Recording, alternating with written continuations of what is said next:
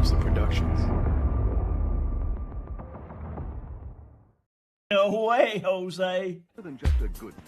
The following footage proves beyond any doubt that the tanks intentionally set the house on fire.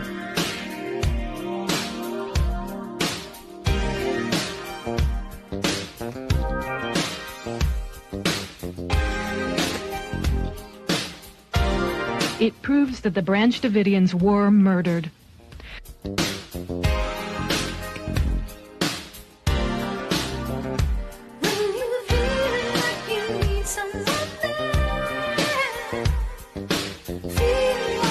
You can see that this tank has a gas jet on the front that shoots fire. You can also see the fire quite plainly.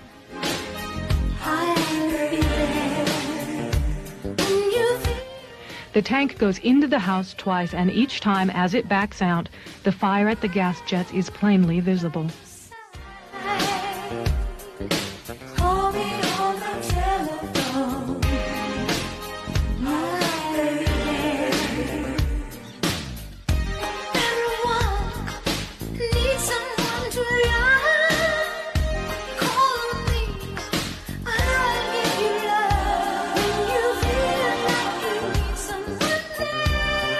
We must all do more to recognize and look for the early warning signals that deeply troubled young people send.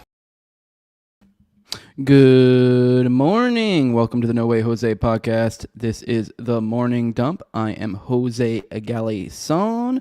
What it do? Let me know if I'm sounding good, looking good. Actually, I'm kind of curious about looking good. I've done a little bit something different with my hair. I'm not putting product in it anymore. I'm just letting it down, letting it flow, going crazy with it. What do you guys think? It reminds me of like high school, just like the crazy, like emo preppy hair I used to have. I'm digging it. I can't get a straight answer out of my wife or kids. They're just like, you look fine, honey. So I'm asking you guys fucking tell me. Also tell me, make sure I'm coming in loud and clear. You never know when they get you. You never know when the fucking, the tech fetties get you. Something's wrong. I see you guys in the chat though, and you're not complaining. So, hey, cool. I see King David here. What's up, Jose? Let's fucking go. Fuck yeah. High strangeness. This was a few years ago. It was the anniversary of Waco. I always thought they were done wrong, but it turns out as an all-out act. All the survivors were doing streams and their own podcasts in one of the interviews. Well, what? I'm so confused. All the survivors were doing streams. I always thought they were done wrong, but turns out it was an act. I'm confused what you mean. Are you saying that, like, they were done wrong? Who was done wrong? Like, the survivors? I'm confused. I guess I don't really get what you're saying. Everyone's saying, fuck yeah, you guys dig the hair? Cool, hell yeah. I'm here for it. It was getting too long. It was like I either needed a haircut or I need to or something, or just let it down, because it was getting too long to like put product in. It was retarded. So yeah, here's Wise Elkin here. See you. I always see you in the comments on Rumble, by the way, bud. I appreciate it. You leave some good stuff. I do mean to reply sometimes, but I'm really bad about that. But yeah, all right, here we go. Koresh was interviewing their survivors. She is alive. Hair looks good. Wide is right. Wife is always right. She is alive. Who is alive? All right, I'm confused, man. Koresh was interviewing the survivors. She is alive. G's wife. No spell check. Okay, well, I still don't know what you mean by she is alive. Koresh was interviewing the survivors. Okay, it makes sense Koresh was interviewing the survivors. I didn't realize they were doing that, though. But yeah, see Daniel in the chat, see Cack in the chat. Hey, say what now? Tom33, a lot of the normal people, a lot of new people, because it's a weekend, and we always seem to catch a different group on the weekends. By the way, sorry, me and Austin did not do a morning dump yesterday. Every now and then we need a day. So yeah, there we go. Yes, Koresh, they do that often. David Bowie also did the same thing after. So you're implying he faked his death, is what you're saying? Okay, I guess it's theoretically possible in a fire. I don't know. I don't really know the specifics if they ever found like DNA evidence or anything. So I guess it's possible. I mean, with a fucking with a fire, yeah. With a full on fire, it's kind of like, I don't know. Yeah, it's kind of a good way to fake a death. So fucking, I don't know. So there you go. He's alive. You meant to say he's earlier. He's alive. Oh, okay, I get what you're saying. Your spell check was getting your sausage fingers are getting the best of you. So I feel you. I'm the same way. I fuck up all the time because of my fat fingers. So yeah, someone's saying 5 o'clock shadow check, glasses check. This is not a 5 o'clock shadow. This is like a good like few weeks of growth. So I don't know what you're talking about. Well, I appreciate everyone in the chat here. Everyone's showing up today on a Sunday. I don't know if you guys caught that little thing at the beginning, the little Top Lobster Productions thing. I know a lot of people do have I have some strong thoughts in the community about Top Lobster, but he's my homie. He's my buddy. He's always going to be. So you can suck a dick if you don't like that.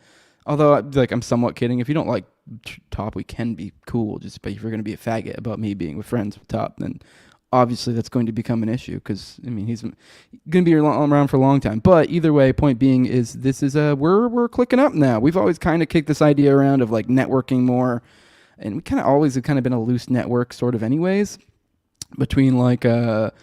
Between Top Lobster, Nephilim Death Squad, fucking Liberty Lockdown, Tower Gang, you got like Already Dead. Like they're kind of referring now over there, I guess, for ease, because our branding's a little bit confusing over here with me and Austin, since we kind of dual stuff. We do a lot of stuff together, but yet have our own channels. So we kind of do Morning Dump and Already Dead. It kind of makes a what am I saying? It makes God, what is it? What I was saying? It makes branding a little weird, because it is like we're kind of got three things going on at once, but it all kind of falls under all under my No Way Jose, while also following. It's confusing. It's because we were like really set on sending or having our own thing. So, but with that, they're referring to us as like the Already Dead Boys, which I'm fine with it. Whatever. That's kind of how we'll be known as. I guess the branding for the two of us together will be kind of like Already Dead. I'm cool with that. But either way, point being is we are kind of clicking up like that. We're grouping up. And there's going to be interesting stuff in the future. If you guys, any of you guys who popped into Raven's stream yesterday, he talked a lot about where kind of the direction of things going forward. So it looks like we're clicking up. There's going to be, things are forming. It's going to be more, right now it's just kind of like just that little thing. I know it's just that thing of being the Top Lobster Productions. Is that way we're kind of just like branding, we're forward facing, kind of like you guys know, like, hey, we're clicking up. But going forward, we're going to do some we're gonna do some interesting stuff. Like one of the things we're talking about is kind of like sharing some sort of like a production team of some sort, like essentially putting some sort of a clicking up like resource sharing type deal. So that way, like we all come together. That way we all have a production team. It can help us do a whole lot more. Like think about how much better this show would be if we had a production team of some sort. Like even just little things. Like if you watch Raven's shows, even Raven has a better production value of the show, and that's partially because they have, between Top and Raven, I'd say mostly probably Top. They probably have they have a little bit more know-how when it comes to production type stuff. They got like I forget what they're even called, they're roadcasters and stuff where you can like do audio drops. I've been a tech idiot my whole life. I'm gonna probably be a tech idiot my whole life. So it's like if you get a fucking fucking production team to handle those sort of things, I can do even just little things. Like watch Raven when he comes in. It's like he has the intro. I mean, he even has that like pre-intro thing, like the waiting room music, which I don't even really know how to do hardly any of that shit. And then he has like that music where like you kind of cut in, but it's like at a low, which I think that's a roadcaster thing. But point being is like if I added all these bells and whistles, it'd produce such a nice product for you guys. Also be great for distribution. So we're moving up. We're moving up in the world. Things are getting big. We're going to be, we're also looking towards, more Bro Groves here in the future. So maybe even more events, because if we can get to, 2 events a year, dude, and coming out of this network, dude, it's going to kick ass. So, but I guess that's kind of enough on that. I guess I kind of looking around, scroll through you guys' chat real quick, think what you guys have to say. Someone's saying, I guess they're arguing about Koresh, which like, I don't know, who cares? I mean, I don't know. I really don't even care if Koresh is alive or not, to be honest. I mean, if you guys want to argue about it, go for it. So let's see. Someone says, I love Top. He's such an unhinged conspiracy theorist. I listen to NDS. When he called Billy Carson a Yakubian nigger wizard, I was dying. Yeah, it was pretty good. I will tell you, though, I'm with that for, with us not streaming yesterday, part of why I lied to myself and didn't really push myself to do it was because of the fact that, a stream yesterday, so I was like, whatever, we'll have a day of silence for a Raven stream. I didn't even realize it was his last stream until I was getting ready to set up yesterday's stream, and I was just kind of like, ugh. I wasn't feeling it yesterday. I had a lot of shit going on. Really just didn't even end up having the time. Me and Austin were going to try to do it later in the day, and we just ended up not doing it. But either way, yesterday was Raven's last day as in Timeline Cleanse, which he says he might come back, but it's probably not going to be until like around July if he does come back. And he says maybe the show will be different, so you may be dealing with a different format. So in essence, at least for now, it's functionally dead, Timeline Cleanse. So with that, we're probably going to be getting a lot of these timeline cleanse guides coming in. I do want to let you guys know what kind of show this is. This isn't a... there's a lot of similarities between this and a timeline cleanse. Similarities, it's, mostly, almost daily, if not daily. I think timeline cleanse has the same format there, because, I'm just letting you guys know, a lot of timeline cleanse guys who might be coming here. It's we're open to saying naughty words. You just heard me say nigger a second ago. I don't care. Words are words, whatever. But this isn't a pee pee poo poo show. We do a little pee pee poo poo occasionally, have some fun, but giggle around. The other day I accused fucking Austin of being a Jew lover. That was fun. We had a good little back and forth there. We had a good time. We have funsies. We say naughty words. We're not against breaking the mold there, but me and Austin are more of the Spurg types. We are more of the researcher types. So we are going to mostly the show is going to be us digging through threads, as you can see just by the title today. Influencers for sale, Shmandy Shmook, which I don't know how that's going to work on YouTube, if they'll let this one stick around. So make sure to follow us on Rumble. Satanic Soldiers, which it refers to Michael Aquino and his temple set, some other stuff. But so the idea here is we just it's a dump. It's a play on words. It's a dump. Dump, morning dump, your morning poop. But it's also kind of like you did the dump. People refer to like a document dump or a dump. Like, we're dumping information on you here. This is where we go through articles, threads, videos, whatever. And also, I do want to let you guys know a big similarity between these two shows is it is audience driven. I know with David's show, he would essentially have his audience. I don't know how he did it, if he had like a Discord or what, but essentially he would bring up you guys' content. But here, we do the same thing. The way it goes about, though, is tag us, or you can leave it in the Rumble chat. If you leave a link on the Rumble chat, I'll likely go take a peek at it, see what it is. If it's something, that's worthwhile going into today's show, I will. But, I'd say the best way to do it is tag us on something on Twitter. Between me and Austin, this, as I said earlier, this is a 7-day show, basically a 5 to 7 day show. Between me and Austin, usually one of us is in here around 10 a.m. Eastern. Sometimes we change up the time, but generally speaking, same time, and it's either me or Austin, one of us, or both of us. So we do it this way, that way. It's kind of allows us not to get too overworked. So, I don't know how the fuck David did this for so long, but I'm but one man, so here we are. But anyways, just letting you guys a little introduction for the Timeline Cleanse audience out there that are inevitably going to be probably pouring in. You guys can have a say in this. I'd say the vast majority of stuff you guys tag me in on Twitter, I end up bringing up on the show. And with that, a few of those are going to be things that were tagged by audience.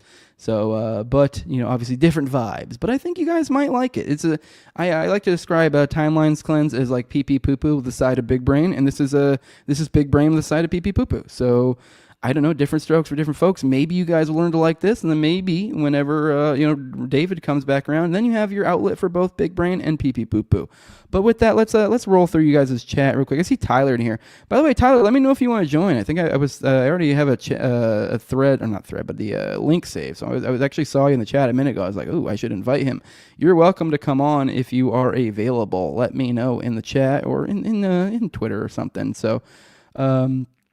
Someone says adios. Lies. You don't have to say anything. It's all okay. Whatever. Someone's here for Satanic Soldiers. Let me see. I'm just scrolling through y'all's chats. All right. Let's. There was quite a few, but you guys are mostly just arguing in there. Oh, JMS says this is the best place to dump and get your dump. Somebody says he's not coming back. They left the TLC baby in a hot car outside of Walmart while they stock up on to me. Perhaps. I don't know. All right, let's get into I guess probably the first story of the day.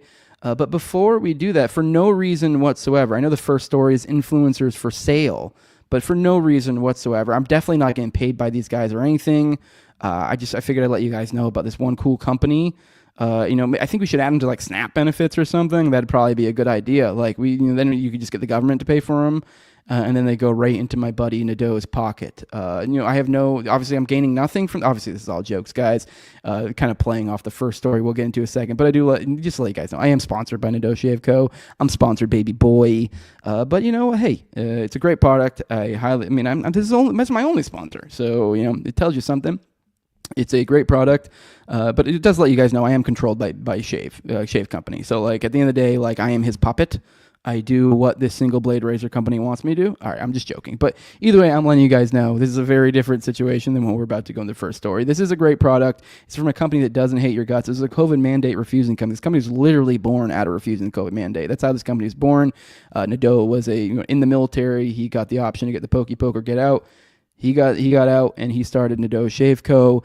And that's kind of how he's been making ends meet in the meantime. So be sure to support him. It's also a single blade safety razor, and if anyone use one of those, these are a vastly superior product than those multi-blade cartridges.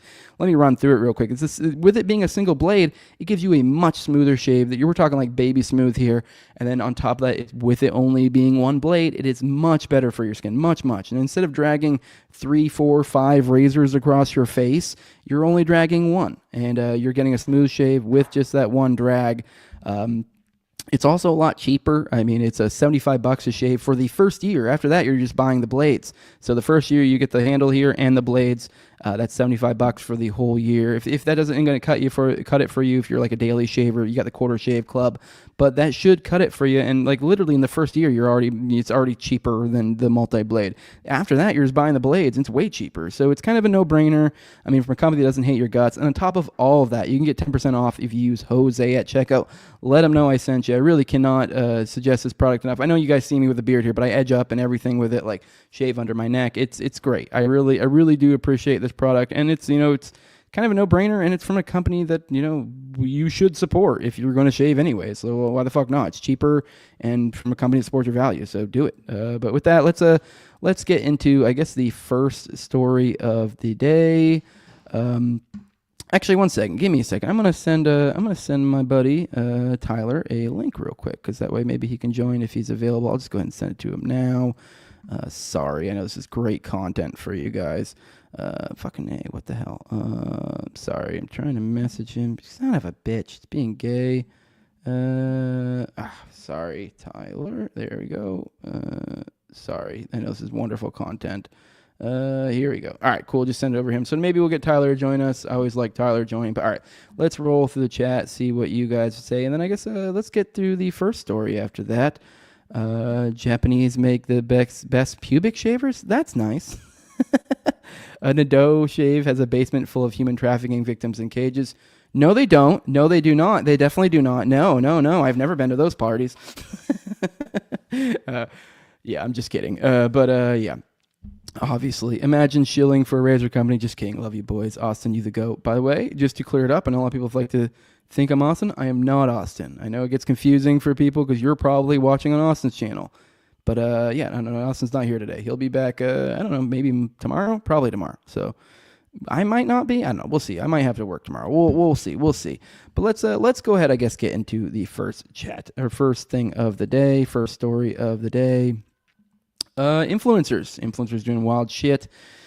Here we go from Nick Sortor. He's saying, expose influenceable. The company cutting big checks to influencers on behalf of Big Soda. Over the past 48 hours, several large, supposedly MAGA-aligned influencers posted almost identical talking points fed to them, convincing you Maha was out of line for not wanting soda purchases with food stamps. Some even slimily invoked President Trump as an emotional manipulation tactic, referring to his his Diet Coke buy. Not a single one of them disclosed they were paid for these posts, which led leaders to believe a general soda ban was in the works. Now, I will say, generally speaking, when you see me post, I don't know if I've ever even posted about Nadeau. Maybe I have before. If I ever were, I know it's a common thing where people will pay for posts. I don't think I've ever done that. I'm not necessarily against it on principle. I don't really like it. I'll be honest. It feels gross. But if I did, it'd be very, very obvious. It would be I don't know if I'd necessarily say this is literally an ad, but it would be in a format that you're oh, this is clearly an ad. It wouldn't be I'm slipping it into a conversation, or in this situation. This one's kind of particularly weird. As you can see, you have Clown. Let's scroll in. I thought these were separate. I gotta zoom in. Fucking annoying. Here's Clown World. It says the government wants to block soda purchases for Americans on Snap. Remember when New York City tried this and it completely backfired? President Trump proudly had a Diet Coke button in the Oval Office. This is ridiculous government overreach. Let people decide for themselves. Keep in mind, this is Snap. This is fucking... what is it? Food stamps, essentially. Like this is free food. I say free. I mean, not really. Everyone else pays for it. So literally, it's theft food. So, and then here's Eric Doherty. Doherty. I don't know how that's spelled. Funny, I had a buddy once with that last name too. I don't know why I'm struggling with it. Doherty. I want to say they said Doherty. Doherty? It was like a CA, whatever. Important. We cannot allow Make America Healthy Again messaging to be used to force needy Americans into not buying certain things. Some officials in D.C. are working on trying to prevent Americans on SNAP from using those benefits to purchase any soda. Remember when New York City Democrats tried to prevent people from buying and consuming soda? It backfired big time. People get saying that. I don't even know what the fuck that means. I bet you what that is. I bet you they made it. They probably put on taxes to make them more expensive, or tried to ban them in New York at one point, which is very different than removing them from SNAP, which is kind of what this post is implying. It's almost like it's almost trying to get in the brain of stupid people to be like, oh, they're banning soda. So President Trump literally has a Diet Coke button in his Oval Office. Let people think and decide for themselves. Anyone can consume soda and be perfectly fine in moderation, unless we are just going to ban every food with sugar in it for SNAP Americans. Here's not Jerome Powell. Government overreach strikes again. This time it's soda's turn. I'm not going to finish reading that one, but Ian Miles Chung, he's kind of the focus of most people's ire, so I'll read his entirely. I don't really care about the Jerome Powell account. It's a parody account anyways. I think Ian Miles is basically a parody, but all right, here we go. A new war on soda has begun, targeting purchases made through SNAP. I don't believe it's the government's role to decide what people should or shouldn't eat. The last time the U.S. government dove deep into dietary guidance, the whole world ended up with the questionable food pyramid. It also championed the COVID-19 vaccine as safe and effective. This is so fucking retarded.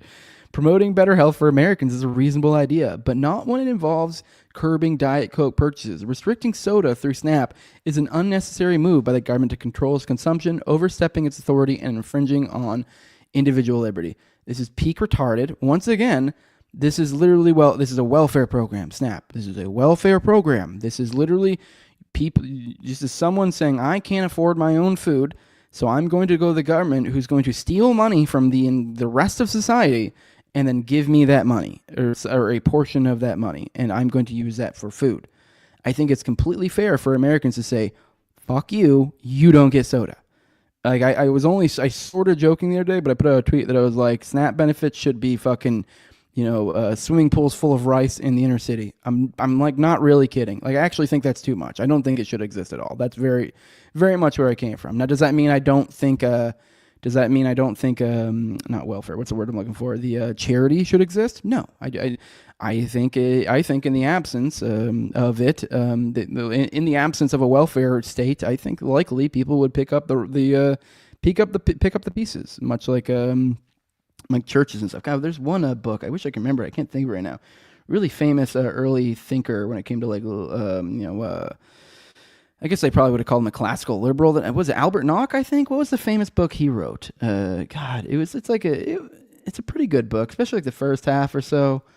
I can't remember. Anyways, Albert Nock wrote a book, and he there's a good portion of that where he goes into that idea because he's an older thinker. I forget what time.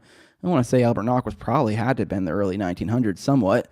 Maybe 1950s or earlier, if I had to guess. Point being is, so he was at a time where we had less welfare. So he was kind of, he was writing at a time where it was like kind of taking over. So he's able to point more, he was able to like at a spot in time where it's like, yo, I remember when it was like, there were more of these, soup kitchens from churches or whatever, as opposed to all these government programs that are taking over, which in turn diminish the other ones. Because if you as a citizen are being, stolen from, by the government in order to provide for welfare or all these different programs, you no longer have extra money to give to other things like, charity. Like, I'll be honest, I'm basically a poor. Like, I'm not like poor, I say that, but I'm like, if the government wasn't stealing from me, I honestly probably would give to charity and things like that a whole lot more. But I'll be honest, I'm not very giving. I'm just not when it comes to stuff like that. Cause it's like, yo, I got a family. I got shit to take care of. It is what it is. Like, they're stealing a fuckload of money from me. I don't remember what the percent is. I'm no longer active duty military like it used to be back in the day. So I don't get the fucking kickbacks like I used to, taxes. I used to get hooked up there.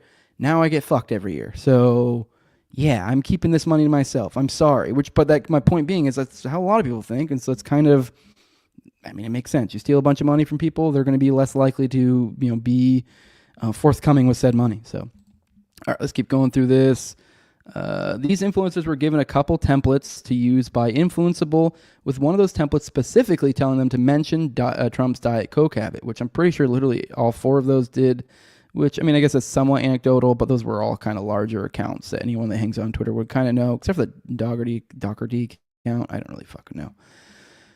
This was done to invoke an emotional response from loyal Trump supporters, making them feel as if banning soda from Snap would be anti-Trump. It was an incredibly dirty tactic meant to manipulate loyal followers. So here you go, shows here. All right, I don't know what this is. This is from Influenceable. Okay, so this is a campaign, which, okay, I guess, I don't know how, here we go. Influenceable, I guess it's some sort of app or something that maybe some of these fucking losers are on. Yeah, okay. Yeah, so it shows all the little different key messaging stuff. This campaign highlights the danger of government overregulation with a specific focus on current efforts to restrict soda purchases through food aid programs. The narrative emphasizes how such regulation is an overreach that unfairly targets consumer choice, especially considering the president himself is a Diet Coke enthusiast. So now we're kind of seeing a little bit behind the curtain here of how some of this influencer stuff works.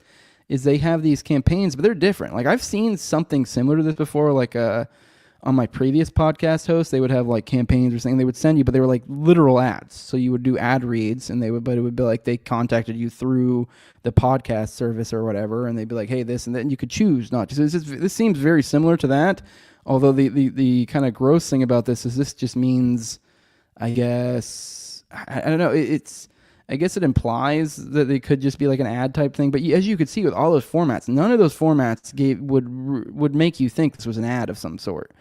So yeah, they're literally paying for posts. So anyways, look, this is how this game is played. How often is this done? How often is this shit like pulled over, the wool pulled over your eyes, where they're really trying to sell you some bullshit or some fucking narrative? Probably a fucking lot. So I don't know. I think it's interesting to see how this plays out. But all right, let's keep going. Influencers were texted by Influenceable telling them to help push back. One second. Let me actually double check, make sure this is actually. Oh, hey, Tyler's back there. Holy shit. What's up, dude? What it do? Good morning. How long you been back there? Hours. No, just a little bit. Thanks. Okay, I don't know. Yeah. Well, I don't know how long I was talking about Ian Fag. Oh, by the way, for those who didn't catch on, that thumbnail is Ian Miles Chung. That's the closest I could get Grok to it. Is that what it was? Look, sorry, I just literally woke up a little bit ago, so you're good, I got the morning voice going. But I do have a question about your Grok. So did you figure that out for the thumbnails?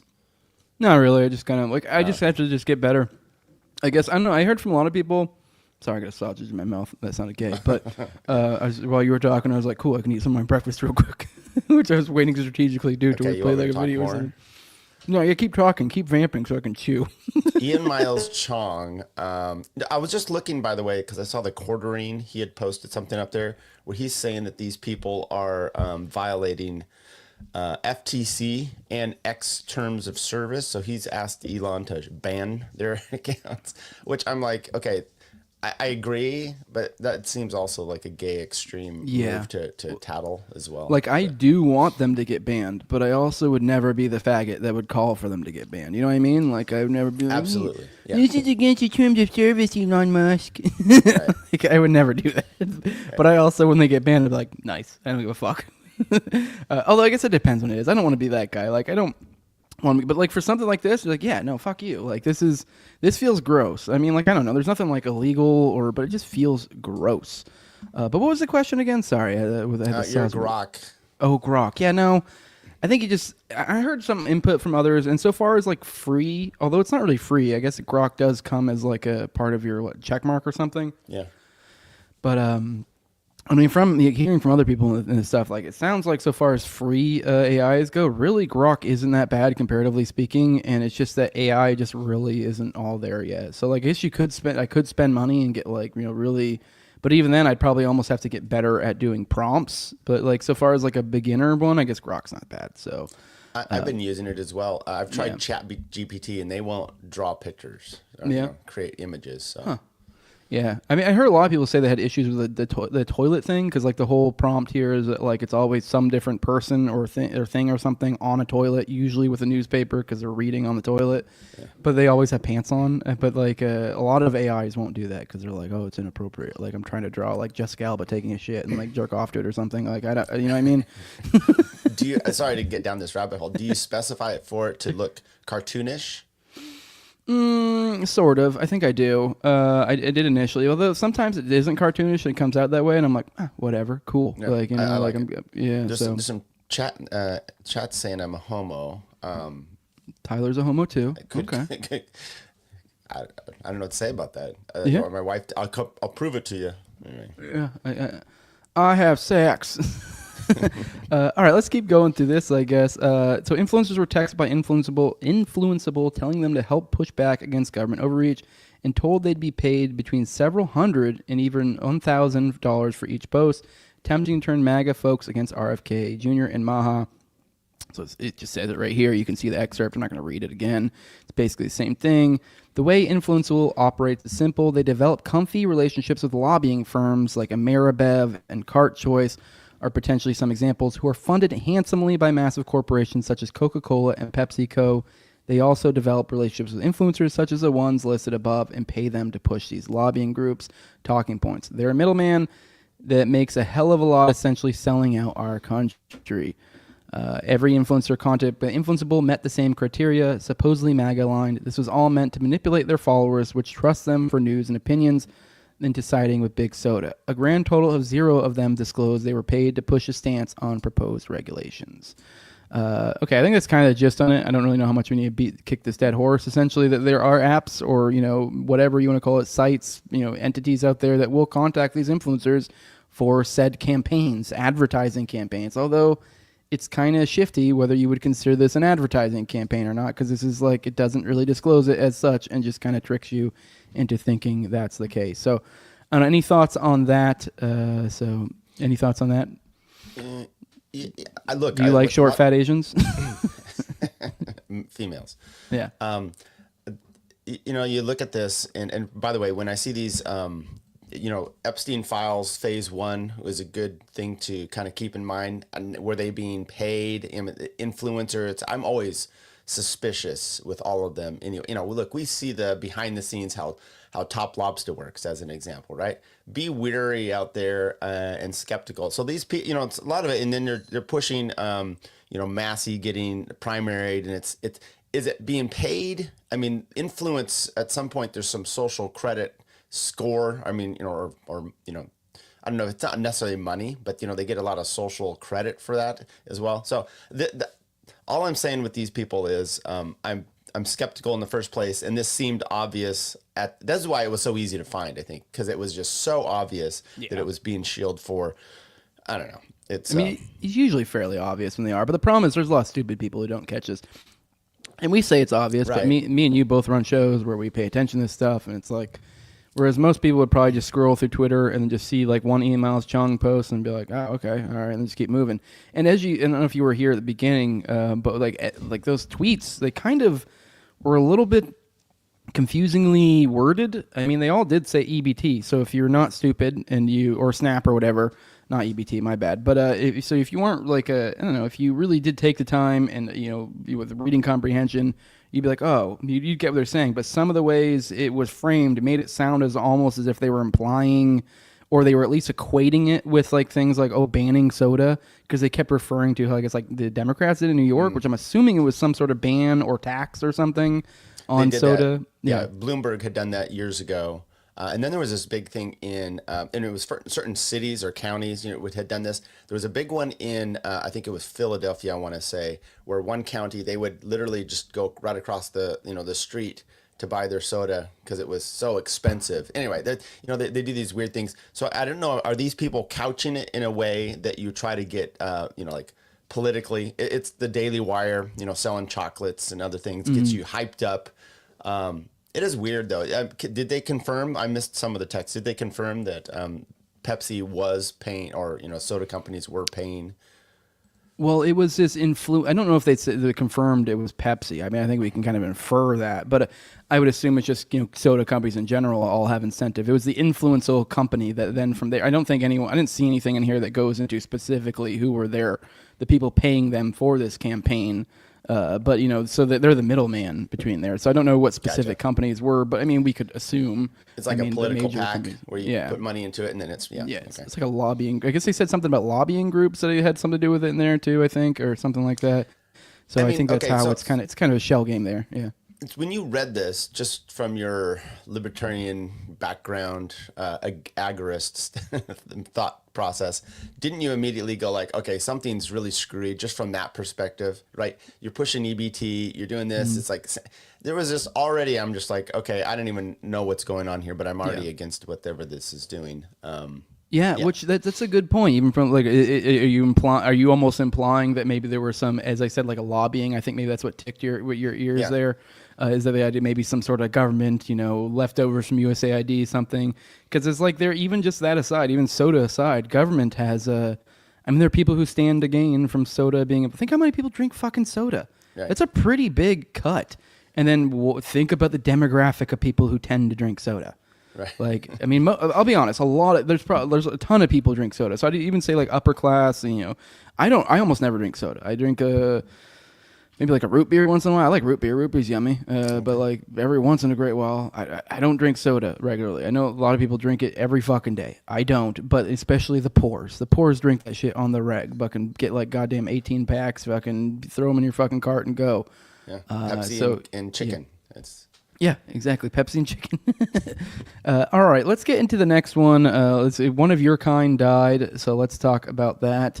We got a who is this? We got a U.S. attorney, Jessica Aber, 43, found dead at Virginia residence. Says the police. So actually, let's move over to here. Let's move over to this thread real quick. I think this shows a little bit more about the facts. So here's from Kyle Becker. So here's a broad. She's like almost cute, kind of like, I don't know, something's off about her. She looks like maybe some sort of genetic defect, something. But either way, you know what I mean? Something's a little off. Like she's like cute, but like maybe with like a 0.5% downs in there or something. Yeah. Right? You see it? Yeah. Okay. She's got like a little body and kind of a bigger head. Yeah, something's off. But it's the dimensions. There you go. You got it. Yeah. That's right. Yeah. She almost has like pinheads. Those weird deformed people that have the pinheads? It's almost like that. Yeah. And it's bad to speak ill of the dead, but her eyes are a little far apart too. Let's roast her. Dumb dead bitch. No, I'm just kidding. I'm sure she was a very nice lady. Basic facts. Jessica she's an attorney, I doubt it. Yeah, probably. Yeah, right. Fuck attorneys, right? Let me just say real quick, since you're on this, I was in court Friday, and opposing party, we had like a mini trial, and she didn't have an attorney, and she was basically just trashing everything. And the judge was like, "Look, you can't come in here. You can't just say bad things. Attorneys come in here and they tell the truth." And then she looked at me almost like the judge looked at me like, "Are we really going down this where we're saying attorneys tell the truth?" It was really a weird moment, but we connected. So like you guys are basically professional liars. I know. I was like, I don't know what you're talking about. Well, even then, it's not professional lying because it's like, I guess even then you guys don't lie. I mean, I guess it depends on the situation. The idea is that you may not reveal the truth. Like, you couch it in certain ways. So it's very Jewy, very Jewy. And on that, you are, if you're, as an example, if you cite, case law, and it's something that goes your way, you should be showing if it goes the other way, if there's different aspects to it. They don't like it if you just like try to pinpoint one thing and misrepresent, kind of hold the whole rulings as an example. I mean, I try to be straight. Anyway, I'm not trying to divert here, but yeah, she's a lying piece of shit, this Aber lady. Well, she's dead, so. But she's an attorney, so she probably was a lying piece of shit. Yeah. But basic fact, she was found dead at age 43 on the morning of Saturday. She was the U.S. attorney for the Eastern District of Virginia. On the morning of Saturday, March 22nd, at her home in Alexandria, police responded to a wellness check around 9:18 on Beverly Drive and found her unresponsive. No foul play is suspected at the time, and cause of death is pending an investigation by the medical examiner.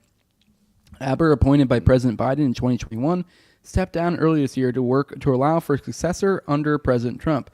Known for her work on terrorism, white-collar crime, gang violence, and leaks of classified info, she was widely respected for her leadership, legal skill, and commitment to justice. Colleagues described her as a sharp, compassionate leader and mentor, dedicated to restoring trust in law enforcement and building community relationships. Her unexpected death has deeply impacted those who worked with her throughout her legal career. Let me see. Under update, 911 scanner for the Alexander Police Department listed at 8:18 a.m. on 3/22 states that police responded to an unresponsive person undergoing a reported cardiac arrest at 916 Beverly Drive. This is listed as U.S. Attorney Jessica Aber's home address. There's something going on here, so I don't know if this shows a... Here you go. 210 Alpha 211, any additional units back to assist fire for the cardiac arrest, 916 Beverly. Side note, she looks a lot better in that photo. I think she looks better smiling. Yeah, someone said that she had a Chelsea Clinton look to her, and I agree. She's like a cute Chelsea Clinton. That's, yeah. Yeah. Yeah, all right, let's keep going. Drive, 916 Beverly Drive. Priority response is authorized, 0918. All right, well, this tells me nothing. This is just some fat black lady fucking saying that, like, there's something going on. So okay, this doesn't tell us anything. So I don't know if someone did call in or if it's just that this is just them, moving one of the cops on the scene, routing the message up or something. I don't know. I don't know if you probably, maybe you would know a little bit better when it comes to something like this. Does this tell us anything at all here or not really? Because I don't think this tells us anything. I mean, all that the voice is saying there that it sounds like someone called in and said cardiac arrest, or maybe first responder said that. Exactly. That's what I'm getting. So then even then, like a guess. She's not calling in for cardiac arrest. I don't know. It didn't say who. So this tells us nothing. So either way, we're still in the same position. She is very young. It's odd that she would die of it. But let's get back to this, because I think the implication here is it quote tweets something she worked on recently. This is APAC tracker. Here she is, Jessica D. Aber. She looks way cuter in that photo. Let's go back. All right, shit. Maybe perhaps we judged her too harshly. No, all right. That's her own picture. The other ones were true. The press pushing it out. She's able to get something from back in the day. Yeah, that's like getting all hyped about a fat chick's profile pic. You're like, look how big her boobs are. You're like, yeah, well, that's all she put in the photo, you dumbass. Right. Natalie. Here we go. She says, after we extradited this defendant from Israel, we pled guilty to recruiting/facilitating the illegal entry, or he pled guilty to recruiting/facilitating the legal entry of Israel's citizens into the United States with fraudulent tourists as visitor visas. This investigation reflected years of hard work with DOJ crime division, Washington, D.C., cops, and some other fucking something, DOLOIG, the Office of the Inspector General Office, essentially. And so she was quote tweeting, foreign national pleads guilty to role in immigration fraud and money laundering scheme. So this is November, so about a year and some change ago. So I know it's 2023, November 2023. So we're like a year and a half ago, basically. Because in October, November, that's 11. Yeah, so that's about a year and 4 months ago is when this happened. So, I mean, I don't know, connecting these two together, it might be pushing it a little bit, but I don't know, worthwhile that, knowing that this is a broad who clearly was involved in a pretty big case that was preventing Israeli citizens from illegal access into the country, which clearly was some sort of odd Israeli scheme to get in the United States, which why there would be an Israeli scheme into the United States is beyond me. I don't know. I mean, I can make some guesses, but they're definitely not some refugee community that's desperately trying to get out of the country or something like that. So I don't really understand. I mean, this isn't like a Mexican-Cuban thing. This is Israelis, which essentially are Eastern Europeans that are usually of like decent, in a decent country somewhat, like a, second to first world country, I guess you could say. So odd. Any thoughts on that? I was, when you were first going down, what she was working on, I started to have those ideas. I mean, look, 43, she's dead. You never know what something. She doesn't look healthy. I mean, she looks like that skinny fat type of thing. She's maybe doesn't do any workout. Maybe she's thin and everything because she doesn't have a good heart. I don't know. Maybe we'll find out. But it also reminds me of like, if this is Russia where, certain prosecutors are all of a sudden having heart attacks. You're like, oh, interesting. They're being, shot up with something, something to induce a heart attack, in the spycraft world or something like that. It could be. I mean, look, there's this is really an interesting one here that she's connected with this Israeli thing. I was just looking at her website as well. She just some other top secret national defense info. I'll have to go through that now. That's fascinating. Actually, read the U.S. Attorney's report there. All right. Well, yeah, it is. It is weird. I'm like, there's like a. That does seem kind of like an important case, and I really feel like. I mean, obviously, we just kind of just learned about it. We don't know anything more about it. We just know what we just told you guys about it. But I mean, I don't know. As I kind of got at, like the idea that there would be some sort of scheme to get Israelis over to the United States, and some sort of immigration scheme illegally, essentially. It's like what the fuck is going on here? Like, why? Why would Israelis be trying to come to the United States like this? Well, also, her stepping down willingly seems, I don't know. Was she really? Maybe I'm just reading into all this kind of stuff. But you're typically not. You've seen this. People not stepping down willingly. It's like, or they're retiring in kind of like. Isn't it customary though? Isn't it usually customary when it comes to a lot of those positions? Those lawyerly appointed positions. Isn't it more exciting if we say it's not? I don't know. I mean, I don't know. I just assume it's customary that when they're going to want to swap out, that instead of fighting it. But I have no idea. I mean, I guess it depends on the position. All right, let's get a little Sandy Hook. What do you think of that? Sure. I'm not supposed to say that. Damn it, I fucked up. This thing's gone now. But with that, guys, make sure to follow us on Rumble because between me and Austin, a program to hoax. This is from my buddy Jolly on Klebold, so we'll go through this together. I said, haven't had a thread in a minute, so this might be clunky. Bear with me. This thread in the spirit of Program to Kill will demonstrate Adam Lanza being a possible subject of mind control. So here's a photo of him, this goofy fuck, who was like emaciated as shit and supposedly who could barely carry a rifle, yet somehow fucking blew away a shitload of people. So all right, let's keep going. For those who haven't read Program... Oh, fuck, I didn't mean to click on that. For those who haven't read Program to Kill, a common theme throughout the book is dissociative states, DID/MPD, pedophilia, and satanic cults. All right, we're not going to read through all that. I don't think any of that. I think that's just providing a... backing up that concept that this is a common theme in the book. I would recommend it. Here you go. You mentioned Aquino in here.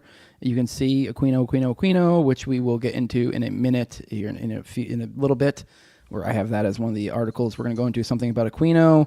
But anyways, point being is it kind of gets into these themes. For starters, Adam never spoke until an absurdly older age. He never spoke and would zone out often. For those who are, in the MK Ultra zone and know a lot about DID and stuff, that's kind of a tell. The whole zoning out thing, the whole being good at dissociating. His barber thought he couldn't speak, and Richard Novia even said he would completely shut down. So this is an extremely dissociative child, is essentially the point. Do you know how old he was when he did speak? Because I know there's late talkers. I think Einstein was said to be a late talker. Let me see if it says. It doesn't say here. I mean, maybe it will say. I don't know. That might be something that Jolly on Klebold knows, the writer of this, who's, by the way, my video guy, for those who are unaware. So, yeah. But yeah, I don't know when he was old. I knew he was old as shit. I know we probably said it in our series forever. I can't remember exactly. So, sorry, did I cut you off a little bit there? Were you going to say something else? I just had that question. Sorry, I cut you off. No, okay. The days leading up to the shooting, the whole town of Newtown heard a hum, which caused Adam to have visual and auditory hallucinations. A few days before he even bumped his head, Adam was also part of a Yale child study. So here we go. Lanza, I'm actually going to read these excerpts now. Lanza wrote, I have images of distorted faces flashing through my mind, noting that the faces are fairly mundane and they sporadically, rapidly appear without any context and then disappear. Though he referred to them as mundane, they frightened him. He said, I get slightly paranoid over them, and noted that afterwards he had to search his bedroom to make sure that no one was there. He referred to these as hallucinations, putting the word in quotation marks as if he wasn't sure if they were really hallucinations. He then went on to describe what apparently was his first significant psychotic episode. The incident was so surreal that I only remember a small amount of details. Basically, I began to see, in quotes, many different things. Although I know that none of it was actually real. But by the way, I say in quotes, but this whole thing is in quotes. By in quotes, it means he's putting in quotes, kind of like kind of how someone would say, like kind of implying like, I don't know, begin to see like this. So he's putting quotes around see in his quotes, just to be clear. Although I knew that none of it was actually real, it came as close to being real as it could be for me without it being physically tangible. I heard screaming around me and I had an overwhelming sense that there was someone dead behind me. I kept seeing silhouettes of flickering people everywhere. I felt like I had to cry. The entire ordeal persisted for about 25 minutes and then sort of faded away. Prior to it happening, I had never had that sort of delusional hysteria before. And this is in 2015. In this passage, Lanza recorded both auditory and visual hallucinations. His comment that he only remembered a little of the experience indicates that there was much more to it than he reported. His previous experiences of seeing faces that caused him to become paranoid apparently were the gradual onset of psychosis that culminated in a dramatic psychotic break.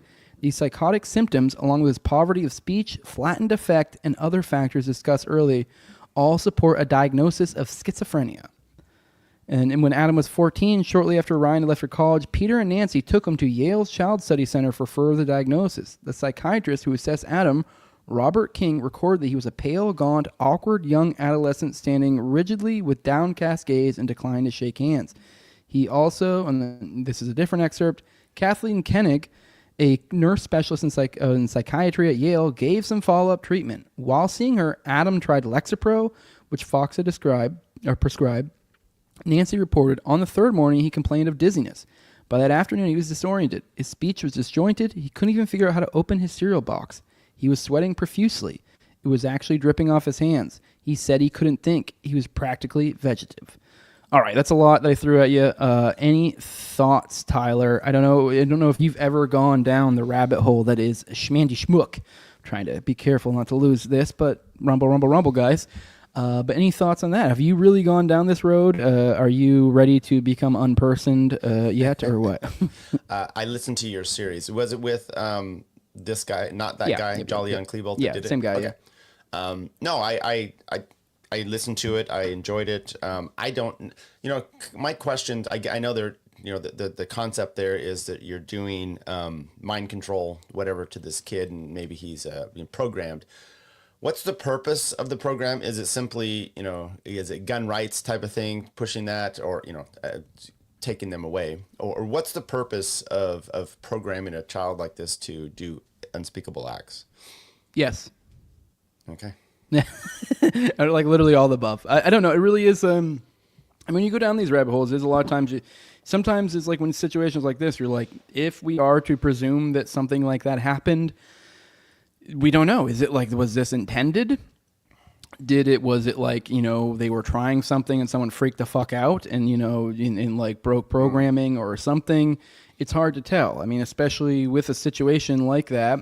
Think about, I almost lean towards, if I had to guess, which is completely a pull on my ass, I would guess if we're going down this route, if we're thinking, some sort of MK Ultra or something, I would guess this is along the lines of, he fucking didn't do what he was supposed to. Like he fucking snapped or something like that.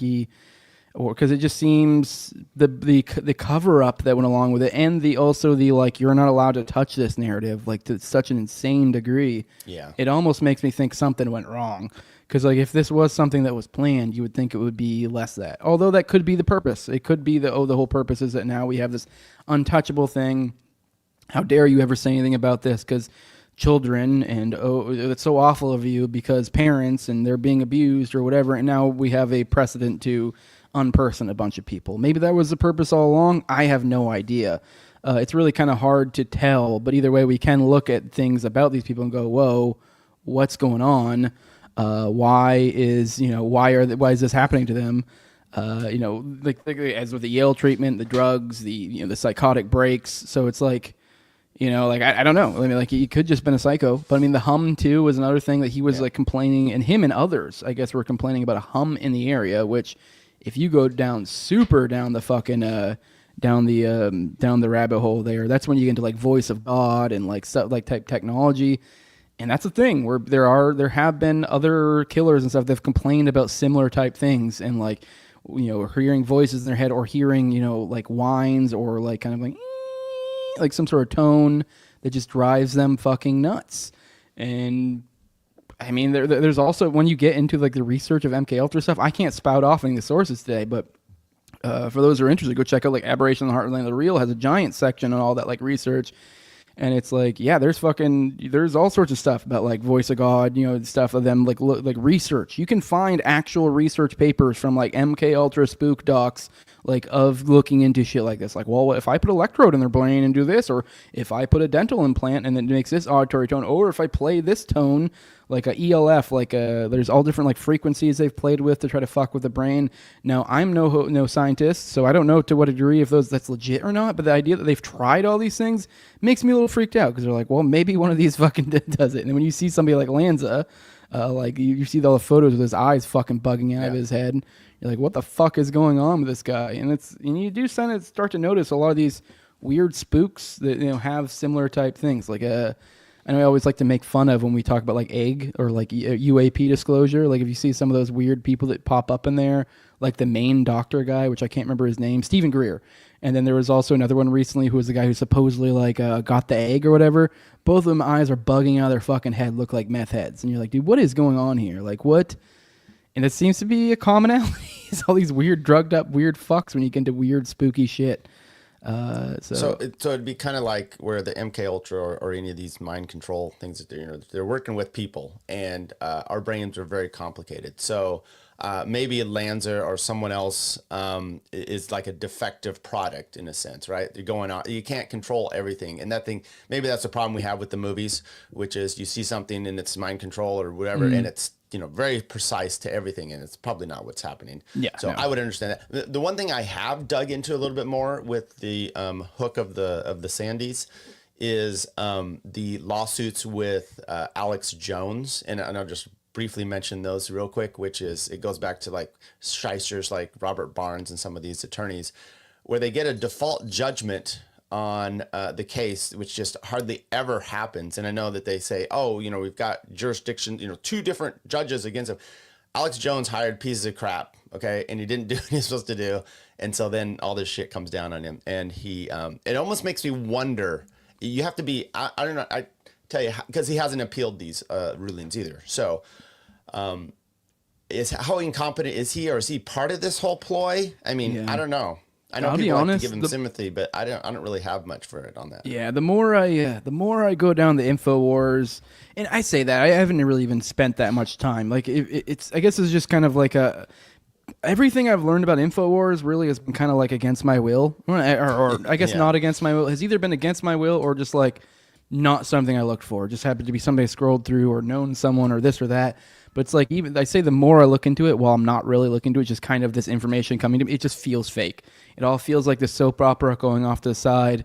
It just feels fake. I mean, I'm sure you've heard me talk a lot about like the swatting and stuff. And I don't know, I've had other people that recently, like, I guess like BX, who's a friend of mine. I mean, she claims she got too. I mean, I'm a little bit more believable of that. I mean, I think there could be a mixture of this being fake and real, or something. Obviously that one guy that started. I know. Orange. Did you see all the videos of the swatting? No, like care. One of them's like, I got swatted, and it's just a police officer knocking on the door, going, "I'm just doing a wellness check." And I'm like, okay, let's not everyone get into the swatting thing. I mean, that is the thing too. Like, what even is a swatting? And then we had some people who were like, "That's not a SWAT team." I'm like, that's not what a swatting is, you stupid fuck. Well, I mean, like, kind of, not really. It's just the idea that like someone calls the cops and goes, "So and so is trying to kill his whole family," and then they bust in, Which can be really bad. There was a Netflix documentary about one of these first cases, and this guy was doing the SWAT, and his family ends up, the cops go in and they went into the wrong house, and someone's like, "What?" It's all confusing. Look at the guy, Duncan Lemp, right? Yep. Yeah. That's what can happen. So. Yeah. By the way, I completely dropped the ball when he had his recent 5-year anniversary. For those who are interested, I have a whole playlist on Duncan Lemp, so go check that out. I've had his girlfriend on, the one who was in the shooting with me. That was probably one of my most important episodes, I think. Up there with like the Tanya Yiki episode. So go check that out. You do have a proclivity for these widows. Come on. Yeah. Buy low, sell high. No, I'm just kidding. That's fucked up. That's a joke. Yeah. And our Aubrey lady, she's not coming on now. Maybe her husband would come talk to you. Oh, the U.S. Attorney General that just did. I'd love to have him on. I mean, I don't know. I think it's just because I have a soft spot. I mean, I don't know, maybe because it's like both of these, like between the Yiki thing and then like Yiki had a young family. Duncan Lemp was starting his family. Something about that. And, it's not even so much about the widow as it is really like I'm more like see it from like holy shit, like as the man really. It's like because I'm seeing it like I don't know. These were both between Duncan Lemp and Yiki. They were both kind of people just trying to live their lives, do the right thing, and fucking, I mean, Although Duncan Lemp, it wasn't like he was like, I don't think he was in the process of doing anything like crazy heroic or anything. If anything, it was just that like they overstepped like crazy for some fucking reason. Whereas, Yiki was more. But either way, point being is just normal guys living their lives, had young children who were getting ready to, have families or young families, and boom, gone. So I don't know, it kind of fucks me. It goes back to Koresh when someone was saying he's alive too. When and why are they doing these raids at the time they're doing? It just doesn't always seem necessary. You're putting yourself and your police officers even in a precarious situation. It's just not necessary. Middle of the night, surprise. Hey, they've got a bunch of guns. Oh my God, we may have a reaction. So, All right, let's keep going in this. All right, Adam also talked about rape quite a bit. In one case, almost verbatim to how James Holmes described it, who was another shooter. This is a commonality. Let me see if I can just find. I'm not going to read the whole article, but you can see here goes Holmes complained. This was the Batman shooter guy everyone refers to with the crazy hair. Mr. Holmes explained that the mind rapist was a psychiatrist.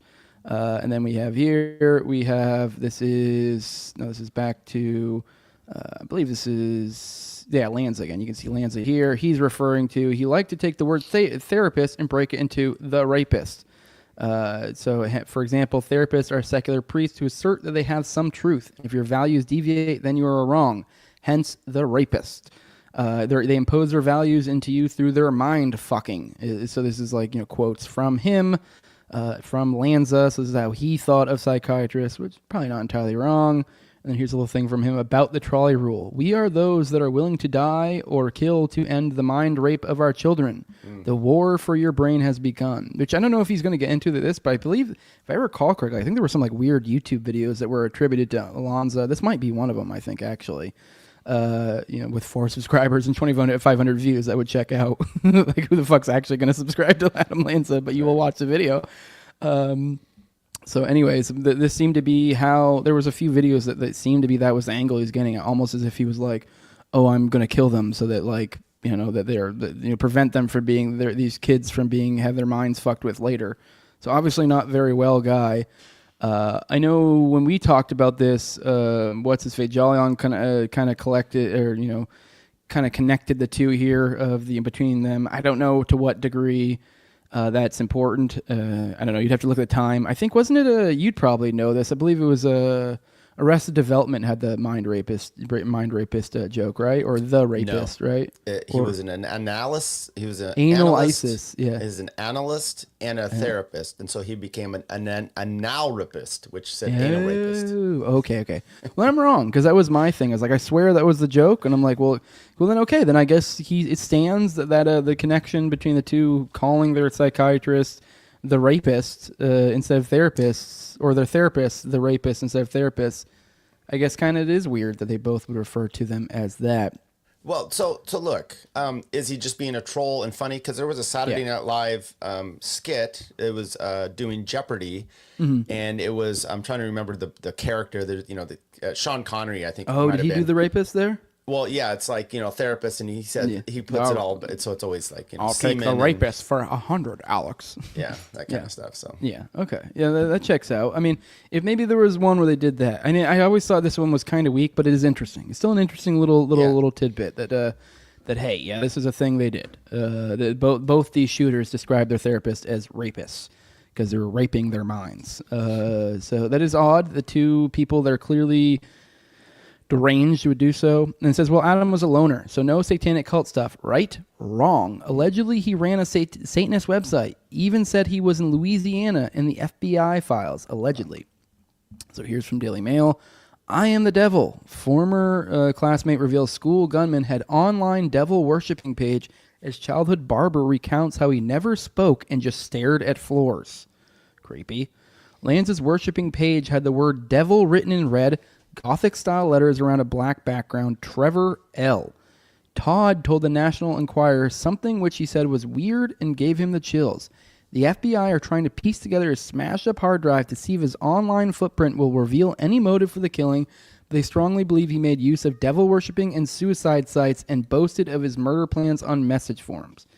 Adam Lanza's childhood barber, Bob Scuba, I don't know why that's a funny name, revealed today that Nancy Lanza stopped bringing her son in for haircuts a few years ago, so he thought he had moved away from the area. Okay, weird. I don't. Obviously, we can't derive anything much from that, other than I guess he was into Satanism. But yeah, weird shit. Which I don't know if Tyler, to what degree you give that any credence. I know a lot of people. I don't know where you are on what side when it comes to satanic panic type stuff. Or do you think this is? I kind of think that mostly Satanism is kind of some glowy op, although to some degree there's an organic thing going on. Which we'll kind of get into the glowy op of Satanism in a bit when we talk about Aquino, because that was literally a glowy Satanist. So, yeah. So my thought, well, as someone, so I'm 53. Yeah. And I grew up in a religious home, and yeah, so you probably remember Satanic Panic, yeah. Yeah, exactly. And when you your parents like to scare you, right? Scare you straight. That's the kind of the whole process. Don't have, what was the movie that they had to about reefer madness? The things are gonna, it's the same thing I said about Daily Wire. They scare you about stuff, and then you take on their ideology instead. That's a lot of what the Satanic Panic was. It was just it was easy to sell, right? You do it, and then parents are loving it because it helps protect their kids. So who knows? Yeah, I mean, it's obviously I think there's obviously a mixture. So you hide things in absurdity, which I'm of the opinion that that's what a lot of Satanism is. You hide in absurdity, and there was, I think, probably a genuine contingent of Satanic Panic with people who ran around with. I remember my mom when I was a kid stopped. I think I got to book 4 of Harry Potter, and then my mom's like, "You're not allowed to read this anymore because it's Harry Potter, it's witchcraft." Yeah. So there was that shit going on where everyone was, "Ooh, Satanic Panic, oh, all this satanic stuff." And a lot of moms were doing shit like that. So there was, I think, a genuine Satanic Panic, but I also think there was genuine things to panic about, but they were hidden in the panic. So. Yeah, and it's a good way to hide, right? You flood the market, and then it's all, oh, look at this, just nothing to be worried about. And look, when you have kids, there's nothing wrong with trying to protect them as long as possible to an extent.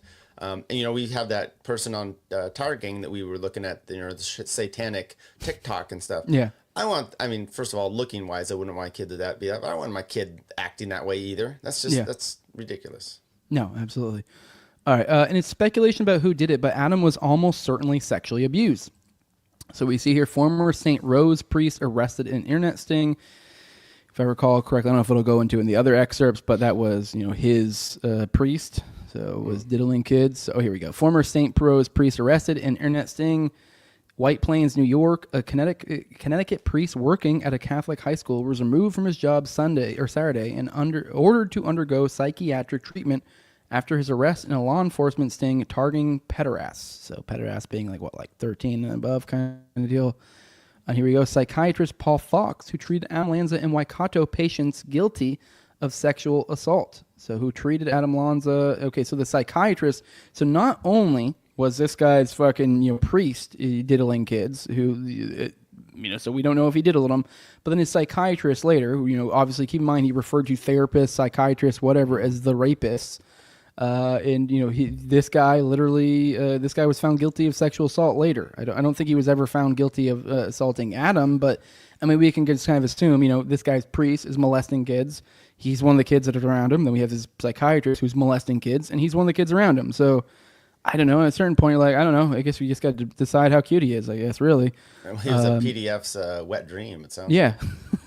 Yeah, he did have the weird. He almost had the kid look to him. He had the weird little bowl cut type deal. Yeah. Also, following PTK thesis, a lot of serial killers like Bundy, Gacy, and Ramirez wanted to be police/military or had connections.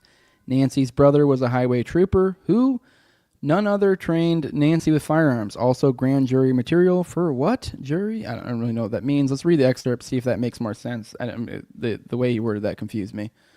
Champion had just retired as a full-time Kingston police officer and is currently working part-time. The Kingston police chief says Nancy grew up in the town and lived next to her brother before moving to Connecticut. Neighbors of Champion have refused to comment on the shooting. So, okay, she used to live next to her brother when they were in Connecticut. Her brother was a cop, is the implication. And then what is that? Grant Page? I don't know what the fuck also grand jury material for what? I don't understand that. I don't know how these things are connected, to be honest. So that one confused me. Sorry. All right. Either way, I don't know if anything in there, you call anything in there. Maybe I'm misunderstanding what he means by. Does this make sense to you? Also, grand jury material, and he just shows a picture that says grand jury material. Does that make sense to you? Is there anything significant going on? we're not going to see grand jury material, so maybe it's indicating. Look, I like this guy, Jolly and Klebold, but I do remember your series and being. He likes to pull threads and tie stuff, and you did a real good job. This is one thing that I really noticed at the time. People check out Jose's series because you do try to say this seems implausible, but it's fun to go down these holes. So I do remember this. He does like to pull threads. I don't know. I'm not following this one, honestly.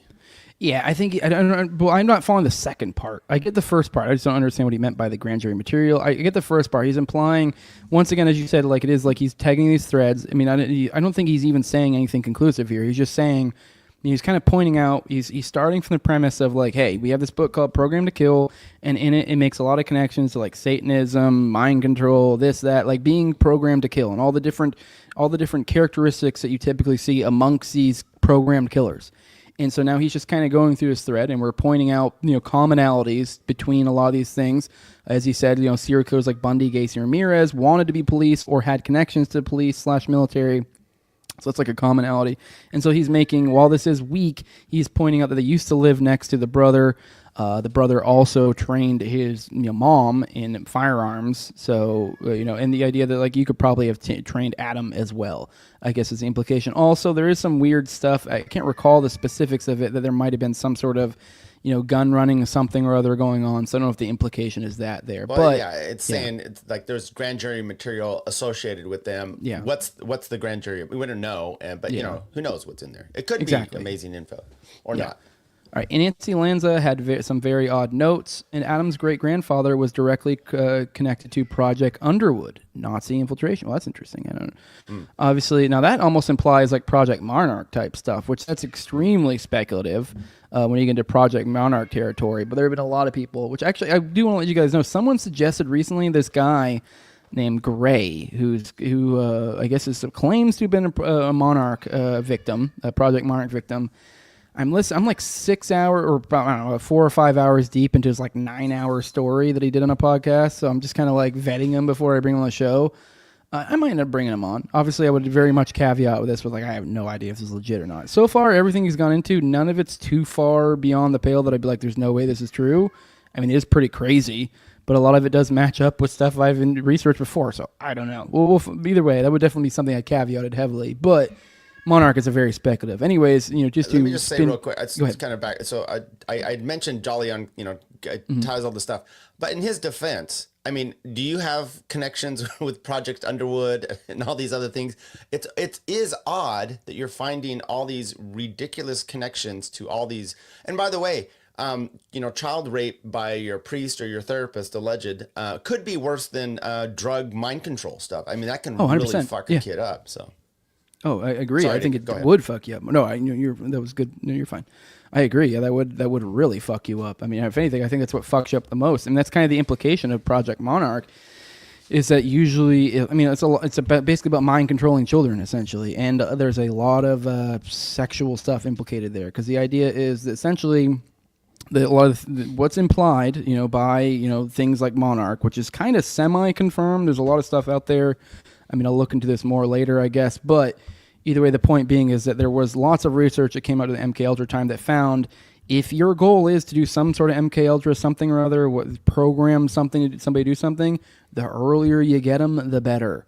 Yeah. And if you are able to apply incredible trauma to them early on, you're essentially able to do things like trauma bond. For example, you could have someone do awful, horrible things to a child and have some other person come in and be the savior, who also probably ends up doing awful, horrible things to the child. But now you get to be positioned as a savior. You have trauma bonded with them. Now it's more of like point being is like, this is sick, fucked up stuff. The idea that like you can control, and essentially what I'm getting at with the German connection, the Project Underwood, that is commonly a thing that comes up in Monarch, is that it's generational. So usually it's something that like these Monarch kids are usually somebody who's like, oh yeah, my grandpa was in Paperclip or whatever, and usually stuff that's kind of connected to that like World War II era where there was a lot of German type stuff going. A lot of the people coming over. So yeah, it seems to come out of that milieu of people is where this Project Monarch seems the commonalities we see is like it's generational. So it's usually you see people from like World War II, maybe a little bit before, a little bit after, like their grandpas, that then initiate them into the system or whatever. I know it's convoluted, but either way, that's kind of like it is interesting to see like, oh shit, we're seeing his great grandpa or his great grandpa being involved in some sort of Nazi bullshit. So. Here's, I guess these are notes by the mom. I don't really know what to make of these. All right. Yeah, I don't know what to make of that at all. Let me see. State of Connecticut. I don't even know what any of this shit is. Audacity. Okay, this is too confusing for me. What is this? All right, Project Underworld. Or I guess it's Underworld, not Project Underwood. That makes it creepier. Nazi spies in New York. To Oni, it was obvious. Nazi agents had infiltrated the port of New York.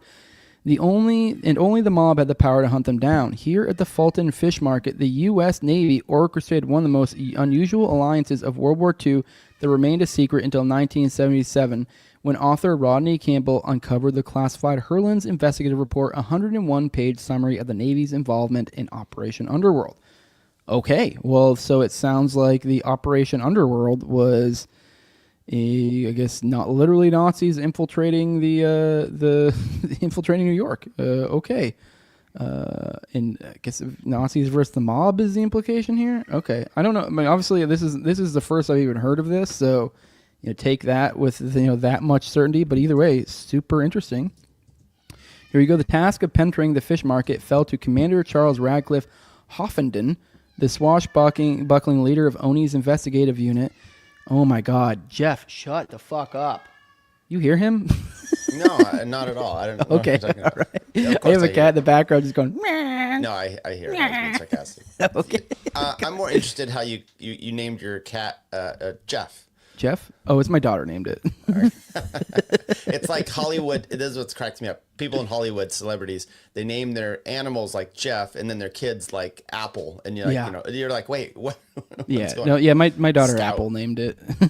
Yeah, okay. My daughter Scout named Penelope. Yeah. The other cat. Okay, go ahead. Yeah, my daughter Southeast. Yeah. What was it like? Northwest is what Connie is. What, yeah. All right. That's right. This guy. All right, so let's go to the next one. Who is the grandpa? The grandpa Sox Lanza. Oh, that's a fun first name. Okay, that's his great grandpa. So let me see. Sox Lanza. Trying to see who he is. Joe Sox balked at the prospects of facing Anastasia's explosive temper and legendary trigger finger. Furthermore, Lanza lacked the influence to cross the ethnic divide into Irish-controlled Hell's Kitchen. According to Sox Lanza, there was only one man capable of snapping the whip in the entire underworld. That man was New York's imprisoned Emperor of Vice, Lucky Luciano. Okay, well, this guy is some sort of mob type stuff. I don't know if they're implying he was intelligence. I don't think it really spells it out for you here, honestly. Actually, let me see. There we go. I should have finished reading the other one because it goes into that. Here we go. With the help, the task of penetrating the fish market fell to Commander Charles Radcliffe, the swashbuckling leader of Oni's investigative unit. With the help of the head of the New York Rackets Bureau, Murray Gerfian, Hoffenden contacted the fishy czar of the Fulton Fish Market, Joseph Sox Lanza, a hulking 250-pound mafia bulldozer in the Luciana crime family, whose resume included arrests for burglary, extortion, and homicide. Okay, all right, here we go. We got it. All right, so his great-grandpa was literally mob-affiliated and clicked into some sort of fucking, essentially... He was an informant in some sort of Fed shit, essentially an asset in some sort of Fed shit is what this is. So here we go. We're seeing mob intelligence overlaps here, and that's where his great-grandpa's at. So that's interesting. Obviously, they were multiple generations away from this, so means less. But if you are interested in mind control, Project Monarch, those sorts of things, a little interesting. So here we go. Was Adam Lanza programmed to kill? You tell me. I'm not watching this 12-minute video. You guys are welcome to... Here we go. He put Project Underwood again. He spelled it wrong as Underwood and then spelled it wrong again the second time. Can't help it. Yeah.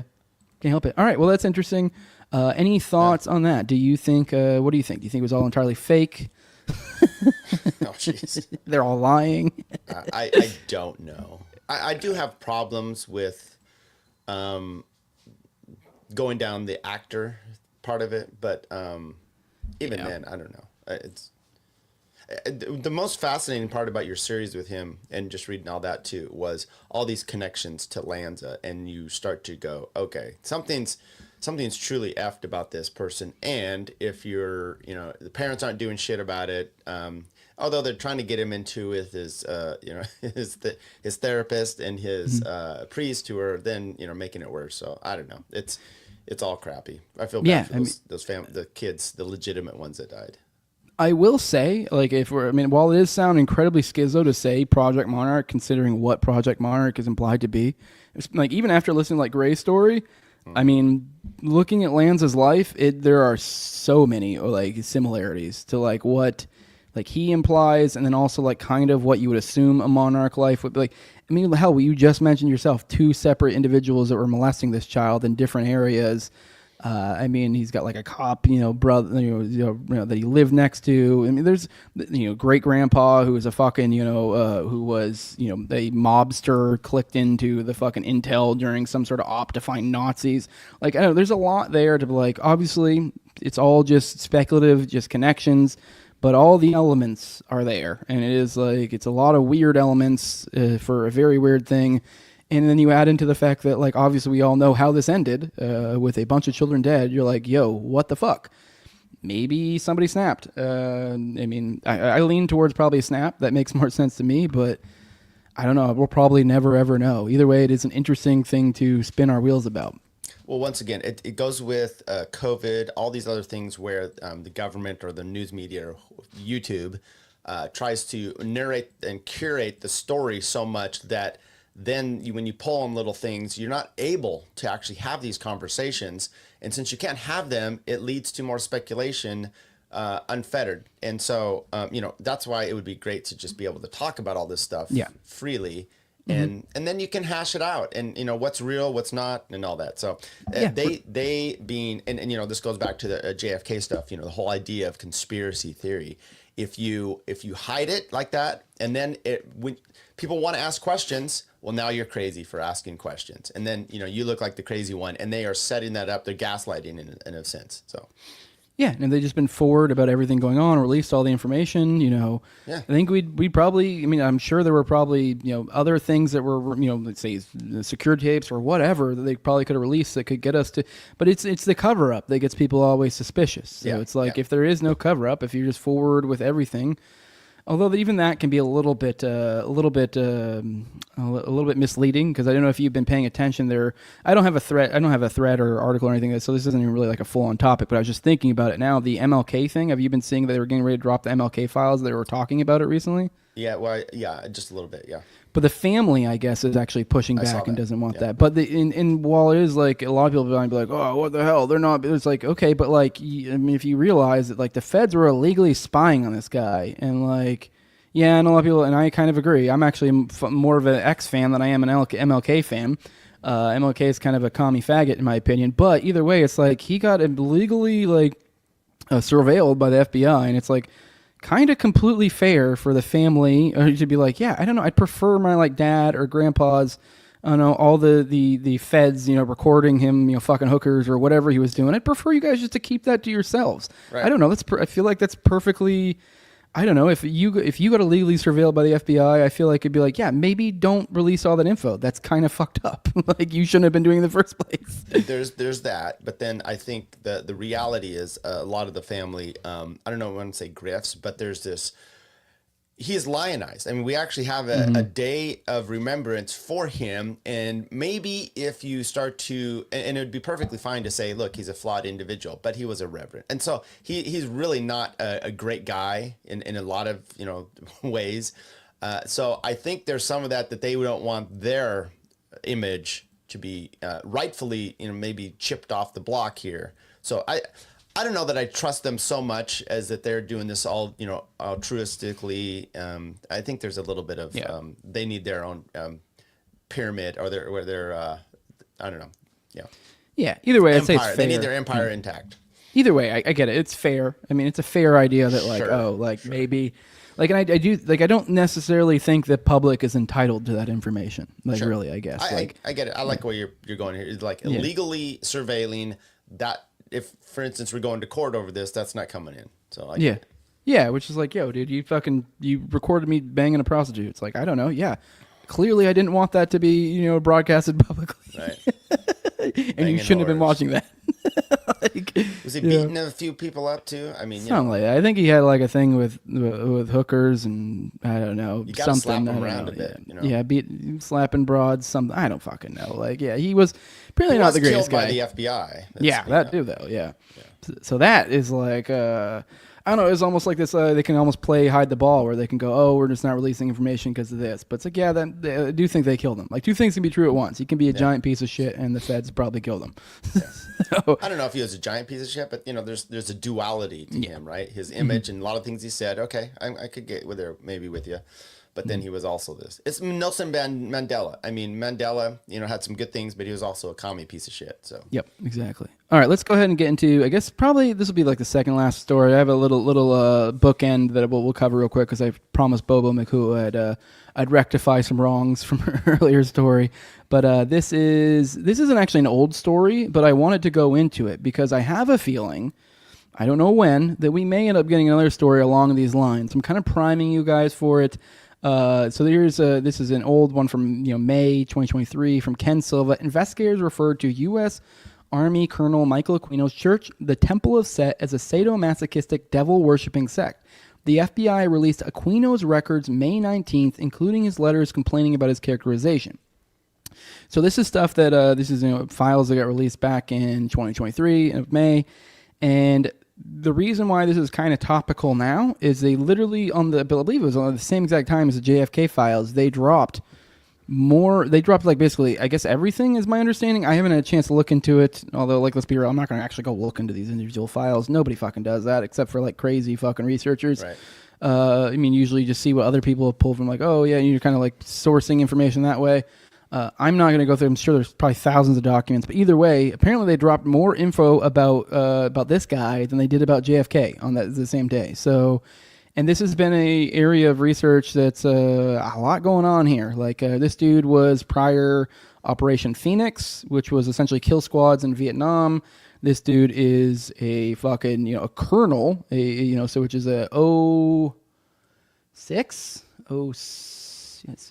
Yeah, 06, I think. B Milo, or was that 05? I don't know, whatever. Either way, pretty high up. That's like literally right before general. So, you go lieutenant colonel, general. So he was a colonel. I believe he was a one away from being a general. So, not too far off. Or is it lieutenant colonel, general? I don't know. It's been too long. Man, it hasn't been that long since the military. I'm shit at this. Either way, point being, he was fairly high ranking. He was involved in very spooky shit. He ends up, starting some fucking, devil worshipping thing. It's like, bizarre. Obviously, while he's in the military, he's also involved in, he's implicated in multiple, scandals involving pedophilia. So there's a lot to this guy. This guy glows like the sun, and really is kind of relevant to our previous discussion if you really think about all the weirdness of him. But we'll get into that. You can even see. Look at his fucking weird ass. I was gonna say, look at his eyebrows. Yeah, so fucking weird. That's the weirdest thing about him. This is the thing I actually got really mad about Grok at the other day. Yesterday, that's actually part of why I just threw my hands up. I'm like, I'm not fucking doing a stream today. I spent like a fucking hour trying to get Grok to produce a picture of this guy. And it's like they just couldn't get it. And they kept making him look like somebody else. I'm like, you fucking assholes. But all right, anyways, let's go ahead and read through this article, and then I'll get your thoughts on it. Your Satanic U.S. Army colonel complained to FBI about pedophilia accusations, records show. Here you go. The FBI and other investigators referred to U.S. Army Colonel Michael Aquino's church, the Temple of Set, as a sadomasochistic devil-worshipping sect, possibly linked to the ritualistic abuse of children. Apparently, Aquino was upset by this description. According to records released by the FBI earlier this month, the recently released FBI records from its 1980s era investigation include letters from Aquino complaining that his satanic church was mischaracterized. Aquino said the negative stigma of Satanism led to unfounded allegations that he was engaging in ritualistic child abuse. Aquino, the founder of the Temple of Set, an offshoot of the Church of Satan, was accused in the 1980s of widespread sexual abuse of children at a child development center run by the U.S. Army in San Francisco. He has also been linked by at least one victim to the Franklin scandal, a 1980s-era pedophile ring that catered to prominent Washington, D.C. politicians, which Nick Bryant did a great job covering that. I mean, it was originally, I believe, covered by like Dave DeCamp back in the day, but I highly recommend Nick Bryant's book on that. I've also had him on Already Dead before, so you can check out us talking about this topic. The allegations stemming from these cases are beyond grotesque. Children told of being forced to play poo-poo baseball and the goo-goo game. Games that involved the children being forced to ingest urine and feces, wrote David McGowan in Program to Kill: The Politics of Serial Murder. Many of the children also spoke of having guns pointed at them and being told that they and/or their parents and siblings would be killed if they told anyone what had been done to them. Despite there being dozens of victims and undeniable evidence that many of them were abused, Aquino was never charged. The Satanic Colonel points to the lack of criminal charges as evidence of his innocence, but researchers have put forth evidence suggesting that the Colonel was a protected intelligence asset, with his purported activities being a mixture of MK-Ultra-like child experimentation and a Jeffrey Epstein-like sexual blackmail op.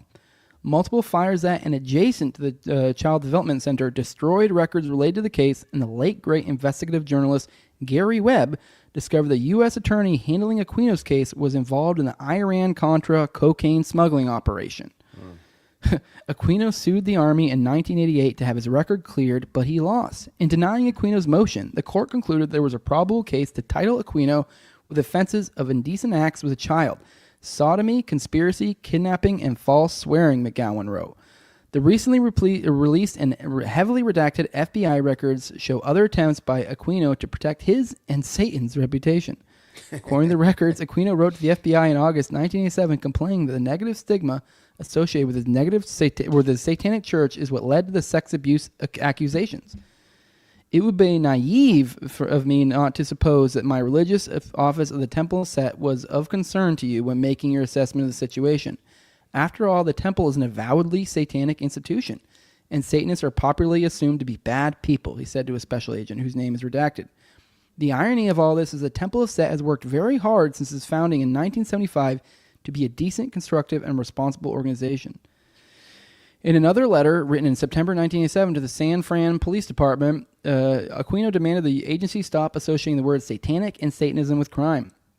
These are terms particular to a bona fide and officially recognized religion in the U.S., which is not in any sense of criminal activity, he said. Almost 4 years later, Aquino wrote to the U.S. Army Intelligence and Security Command on May 3, 1991, complaining that his Temple of Set was being characterized as a sadomasochistic, devil-worshipping sect. This is completely false, he griped, pointing to the Temple of Set's tax-exempt status. In response to his letter, Aquino was told that his complaints will be added to his file so any future reader of his material will have the benefit of your comments and observations. The dark mystery surrounding Aquino continues to this day. It seems as though someone or something is attempting to suppress information about the Satanic Army Colonel. When researching for this article, Headline USA found that Aquino's Wikipedia page has been wiped. This submission and references do not show the subject qualifies for a Wikipedia article, his page states, explaining why recent article submissions about him have been denied. And we can go ahead and look, and lo and behold, it's still that way. There is no Wikipedia page for this guy, who is an extremely prominent individual. So this is nuts. Not true. I'm actually on it. Oh, well, then that one's not. Okay, well, what the fuck? It's Michael Angelo Aquino. So maybe they put up a different one. You want me to send you the link to it? Here. Sure, yeah, go ahead. I mean, I'm assuming maybe that was a workaround by somebody, because, like, what the fuck? Why did they wipe the original one? That's weird. I mean, it's got all this shit in here. So Weird. check it out. Well, I wonder if he fucked that up back in the day, or if that was the... It might have been. Yeah. Let me see. Okay, well, let's look over it. Let's verify. Should have it. Okay. All right. Well, cool. Yeah, it looks like they got a lot of shit in there. I mean, it's not a ton. Death, child molestation allegations, 3 paragraphs on it. I know. Temple of Set, 3 paragraphs. Mind War, which, by the way, for those who aren't aware, he wrote a book on Mind War, which is, literally called From Psyop to Mind War, The Psychology of Victory. In this paper, both authors propose a new type of psychological warfare to replace or supplement conventional warfare. Term mind war suggests a broader, more pervasive form of psychological warfare that extends beyond traditional psyop. It may involve the use of media, information technology, and other forms of communication to influence both enemies and civilian populations. Measures such as altering electromagnetic waves or ionizing the air are also proposed to influence or manipulate civilians. So there you go. I mean, this dude is like as spooky as they fucking come. This dude glows. Like, he literally is just a glowy. I don't even really have to say he glows, which is like usually the implication is that it's like maybe he's a fed. This dude is a fed. This dude is a fed. Like, dude's writing about like, oh, we need to fuck with the society's mind while he's in the military, likely clicked up with intel. So yeah. Okay, well, I guess I kind of want to get your thoughts about this fucker in general, and just kind of also there was a lot of legal stuff in that article. So I just kind of wanted to get if you had any takeaways from that, particularly that you thought were interesting. I'd be interested to hear what you have to say. I know I threw a lot at you, so we can go back through or scroll through it real quick. My thought about there was a case he said. Now it's probably that went through probably military justice rather than the civil courts. So I don't know what their standard for all of that is exactly. That was actually the one I had in mind. Though I was like, I'd like his thought, the idea that keep going. Sorry, I'll find the actual exact one so we have it near here. Find it. Okay. Yeah. Let's see. Oh, yeah. In denying Aquino's motion, the court concluded there was a probable cause to title Aquino with offenses of indecent acts with child, sodomy, conspiracy, kidnapping, and false swearing. So this is when they tried to have his record cleared from the military, and they essentially said, fuck off. Yeah. So, yeah. So that sounds like to me, go through what was his motion. He wanted something, and it sounds like the court said, look, to even do this, is there a likeliness that this could be true? And that's all they really said. There's substantial evidence to think that it would lead to this, that you were diddling kids or whatnot. So fuck you. Yeah, exactly. Did you mention that he's connected with Gladio? I didn't know. Like, where are you seeing that? Like a specific Gladio? I mean, I'm not surprised. But like, yeah, basically, that's what Operation Phoenix was essentially Gladio by a different name. But yeah, this is from the Wikipedia. Following his commissioning in the Army, Aquino served as psychological warfare specialist and was deployed to Vietnam. He served with the Green Berets in the 70s. Early 80s, was part-time NATO liaison officer in European countries. While off-duty in one of those tours, he visited Wellsburg Castle and was used by the SS and Heinrich Himmler and is said to have performed satanic rituals there. He is also said to have established contacts to right-wing extremists in Europe and the leader of a group called Monarch. Which have they connected to Operation Gladio? God, Monarch. Man, a group called Monarch. Are you fucking kidding me? This guy is like peak, like... once again, to come back to the Monarch stuff, this guy is like, as I said with Adam Lanza, sound like you look at him, he looks like a victim of Monarch, and it's like now you look at this guy right here, now he looks like a perpetrator of Monarch. One other connection, it's not made in here, but I can't help but think about it. Think of San Francisco in the 70s, early 60s, 70s, where he was at. He went back there, it says in 80, and what other big group was happening in San Francisco at the same time? Jim Jones. Comes out of San Francisco, so I don't know if there's any connection there, but there's always a weirdness with that. I mean, they moved down to Ghana. Was it Ghana afterwards? But it was started in San Francisco. Guyana. That's right. Is that different? I don't even fucking know really where the place is. Yeah, you're right.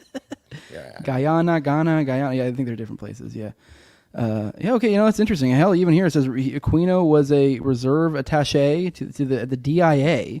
And a year later, a student in the Foreign Service Intelligence, sponsored by the U.S. Department of State, as an intelligence officer. So he was an intelligence officer. He had access to top secret documents. He worked as a program analysis at the U.S. Army's Reserve Personnel Center. I was just looking at the spooky stuff. Okay, he worked at Merrill Lynch for a while. Okay, that's weird. And so he had a license to trade securities on the New York Stock Exchange. All right, shit. Well, that's man. This dude he glows even more than I thought he did. I mean, he's just like peak example of like weird satanic glowy shit. Like, here you go, Michael Aquino. Like this is the best example of it. And if you're looking for like almost a parody of someone perpetrating Monarch, it's like, here you go. Like, I do find it particularly interesting. There was a group called Monarch that he was associated with. I never heard about them. So just the other day too, I found there was a group called Abraxas, so some sort of Abraxas group, which is significant for those who have listened to me talk about was it the Jutro Fair, because there was a cult of Abraxas there that was tied into this. So weird. And then also Abraxas is a Gnostic god, so it's like, what the fuck? Why are these always weird esoteric fucking shit with all these people? So, but yeah, there's this was the suing the army to have his record clear is what we were looking at.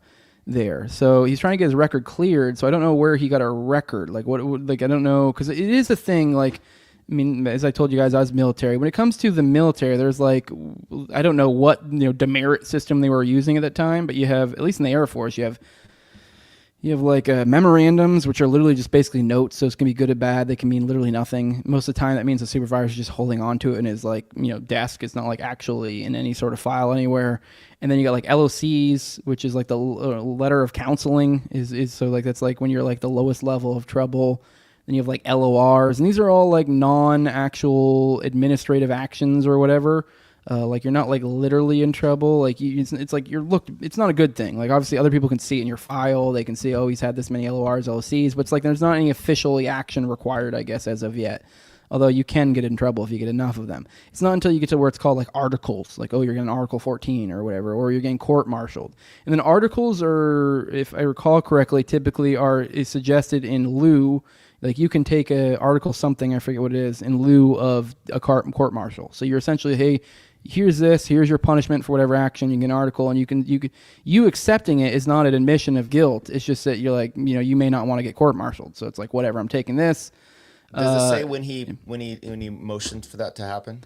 No, it doesn't. That's why I was kind of getting at, like, and also, like, I was kind of getting like, what do they mean by record? These could literally just be like memorandums that are in his like permanent file or something. Well, so like he was in the military and even in reserves and through the 90s and whatnot. So there was I'm just reading here on the top here. It talks about a child molestation case in 1986 that San Francisco police had been done. So I imagine if you're in the military and you're having criminal stuff happening to you, they're going to put that in your military record. Yeah, there'd probably be some sort of memorandum or something, whether you're not in trouble or not. Now, he wasn't, they didn't pursue that, but it was probably in his record, so he's not now being able to move forward in his military career. So I'm just assuming, trying to connect dots here, so I'm assuming he then says, hey, I want this expunged from my military record, and they're like, even though the investigation didn't happen, and it's still, you're a creep.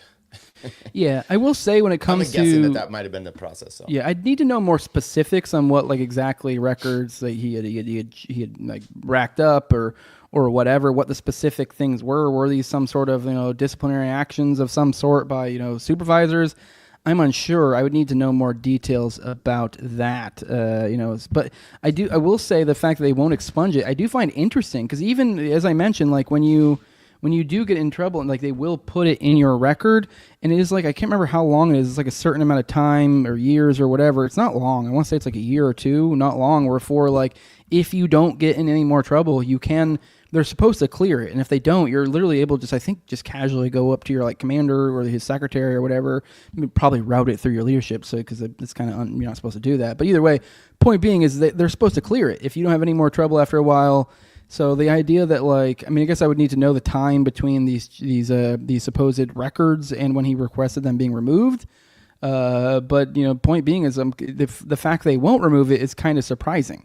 Well, look at I think it's answered in this. If you look in the wiki link that I sent you, look under child molestation allegations. I kind of read to you that first part, but then it says John DeCamp. Yeah, go down there. John there you DeCamp. go. Okay. I read from there to the bottom, or at least So there's a grand jury. They dismissed the case, but then it forestalled his ability to still be in the military. So. Oh, okay. So this somehow because I mean I was initially just this right here. Oops, sorry. This right here. This would This would have nothing to do with military records at least, because this is off site. This isn't. But right. I mean, they might like annotate it somewhere, but yeah, okay, all right. He's rolling. Where are you seeing that this ran up to his issues? So, but instead in Washington, D.C., where Aquino was enrolled in a graduate program under the auspice of the Industrial College of the Armed Forces, although no charges were filed, a continuation board ended Aquino's full-time active guard reserve contract in 1990. While Aquino said that he had continued to serve as So I'm assuming that I'm tying stuff together here. But. Okay. All right. You might be right. Then clearly they didn't allow him to re-up his, sounds like the implication here is he wanted to continue going. All right. Let's do one more story and get out of here. I think we've covered this enough. Actually, let's roll through the chat, see what y'all have to say real quick. Unless y'all are just arguing amongst yourselves. Would you guys do that? Let me see. Oh, what's up, Fire Pixie? She's in the chat. Just see you here. Him and his wife were accused of dealing kids too. It's from Joey Poopbag. People who mess with kids need a millstone necklace and a boat ride, 100%. Who's that hot piece in the bottom right corner? That right there is Tyler Yankee, baby. Michael and Aquino were Ted Gunderson were buddies. That's what I've heard. I've never really looked into that. So let me see. Scrolling through here. It's Justin Valentine. CIA agents often lurk in the middle officer ranks, often colonel or lieutenant colonel, like Anthony Petruski, for example. Anthony Petruski. Do you mean Vincent? I swear it was a Vincent. Are you referring to the Oklahoma City bombing guy that was like tied into Strassmeyer? I'm pretty sure that's a Vincent, although maybe there is another Petruski I don't know of. So either way, all right, whatever. Interesting. You are correct. Let me see. Scrolling through what you guys say. Ali Muhammad was a sergeant, not even an officer, and he walked around Fort Bragg like he owned the place, arrogantly defying and belittling his CO, which I believe Ali Muhammad was wasn't he like some sort of shooter? I can't remember him. All right, cool. A couple of kids came down with chlamydia, is what Fire Pixie says. One specific girl was able to describe the inside of the Aquino's house, and then oops, there were fires that Presidio destroyed all the records. Oh, Vincent was his middle name. Oh, that's a fun fact. I didn't know that. Yeah, everywhere I've ever seen Petruski they referred to as Vincent Petruski. So he's Anthony Vincent Petruski. Okay. All right. Well, that's good to know. I did not know that shit. All right. Well, thank you, Justin Valentine. All right, yeah, and just on the Fire Pixie point, I did want to point out, I kind of wanted to mention it as we were going through all of this, that, this is where the false memory syndrome stuff comes into, where the board of people, when the trial came out and said, oh, no, all these psychiatrists, therapists, whatever, no, they were manipulating the children, and these are completely, false memories that these kids are having that are being implanted to them by the psychiatrists through all different means. So that was where the cover-up from that, and the whole false memory syndrome kind of... really started cranking up. All right, we got one more story, and I'm going to get you guys out of here. It's just all we're doing here is I want to kind of, what's the word I'm looking for? Or a retraction. Here we go. I fucked up last time. I didn't really fuck up. It's my buddy Bobo here. He shared this story, which we covered it, about in honor of St. Paddy's Day. We did a little bit of Irish mythology because he thought it was interesting how there was a magic harp in Irish mythology, and a lot of people think HAARP controls the weather, harp. But we read that whole story, which I taught you some Irish mythology, and there was nothing in there about controlling the weather. But then you go, he said, here's Bobo saying, that was him being able to control the weather. Sorry, that was such a small snippet in the story. I should have helped you put together. Sorry, but the other half is like what Austin was saying, where harp can control people's emotions along with the weather. Okay, I get what you're saying. So here we go. And also, so the music of Dog Does the Harp was known to change the seasons. So that was the thing. He changes the seasons. There's not a whole lot in there, and like the myth about specifics of weather, but he changed the seasons, which obviously you can apply to weather. And he changed the motions, which I guess they're saying, maybe, I guess me and Austin, we talked about recently, maybe he's implying there might be some behavior modification possibly going on there as well, which I guess we kind of got at with the whole... Sandy Hook stuff and the tones and stuff. So this is what I was talking about when you Google it and it comes up with a harp instead of it just being a conspiracy theory. When you literally look up the mythology, it's probably just something the algorithm kind of odd, funny. So here you go. Weather. Okay, cool. When you look it up, weather stuff. Okay.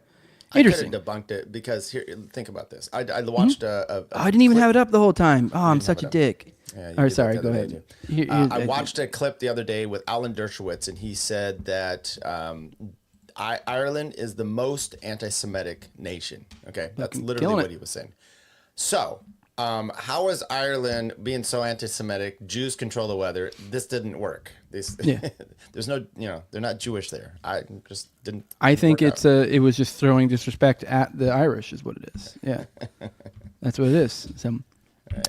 Which, I mean, we did cover when we went into that. It goes a lot into like Aryan type stuff. So maybe like, and when you do really get deep into the whole Aryan narrative, you get into where like the OG Jews are kind of almost considering themselves as being like the Aryans. Yeah. A lot of this comes down to like, oh no, we're the chosen people. No, we're the chosen people. No, we're the superior race. No, we're the superior race. So like, I guess you can call the Aryans whatever. So this group, these HAARP people, were essentially like almost like literally a perfect parallel for Aryans when you look into like, that idea, the concept of a race of blonde hair, blue-eyed, stronger, more technologically advanced people. That's exactly what the Irish are describing with their gods there. They describe it as blonde hair, blue-eyed, and they all had these weird technologies and stuff, like odd weapons and stuff. Like he had this harp, and he also had a club that could kill like 9 people at once or something, which like if you were looking at like an advanced race or group of humanity, you'd be like, that could easily just be like if me and you went back in time to, 2,000 years ago or 3,000 years ago, they'd probably think of us as gods if we were able to bring some of our technology with us, and the way they would describe it would be probably similar. So, but with that, we're kind of rambling now. We've covered everything I really wanted to. We're almost at 2 hours. Appreciate you joining me, Tyler. You want to let people know where they can find you, and we'll get out of here. Yeah, just find me on Twitter. Tyler Yankee is the handle there, and then you can see all my shows. I'm going to try to do one this afternoon on Con Inc., but I usually go on Fridays. I'm going to be on Conspiracy, Horseshoes and Hand Grenades this next Tuesday. So check me out there. And I did just find the ruling of Aquino on his suit in 1992. So maybe someday I'll do that, and you can kind of join me or something. Oh, hell yeah. I'm good with that. With that, guys, we're going to go ahead and get out of here. If you guys want to support this show, you can do that. I mean, one way you can do that without having to chip in a buck at all, like, share, subscribe, comment. That stuff goes a long way, helps out big time.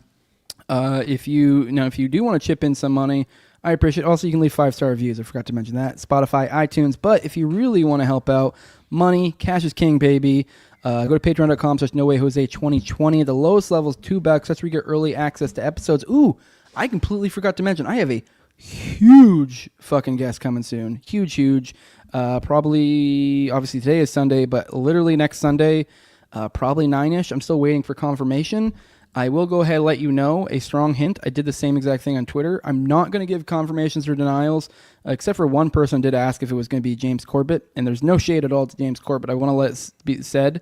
I did leave a hint that it was like I dropped 2 photos, the Terrence Yeaky didn't kill himself and the Kenneth Rennie didn't kill himself thing. Those are the 2 hints. Someone said, oh, James Corbett. And I go, no. I said, think bigger. Think someone like actually part of the story, not someone who talks about the story. Which, once again, no shade to James Corbett because that describes me as well. I'm just saying, like, literally someone actually part of the story. So that is what we're talking about here. So big one, really, really big one. Someone I've wanted to interview for years. So keep an eye out. I will not tell you if that's the case until, like, the day of. You can guess. I won't tell you if you're right, but you can guess. Terrence's brother. Isn't that? No. I'll just go ahead and say no there. Okay. I don't really know. But yeah, if you do just want to support me, patreon.com/NoWayJose2020. That's where you'll get that. That will be one of the paywalled episodes. That's not going to be one of the live shows. That's not going to be in the morning show. That's not going to be on Already Dead. That's just going to be a normal No Way Jose episode that'll probably be at least a week behind the paywall. Maybe I'll release it earlier, but week or weeks behind the paywall. So if you want it earlier, patreon.com/NoWayJose2020. Like I said, $2 just to get that. So, and also all the other ones. I'm getting to the point where I'm working up to. I'm trying to get to where I have 4 behind the paywall at all time, and I'm gonna start, doing 2 doing 2 a week, and then also I'll probably start releasing 2 to the public a week as well. So 1 to 2.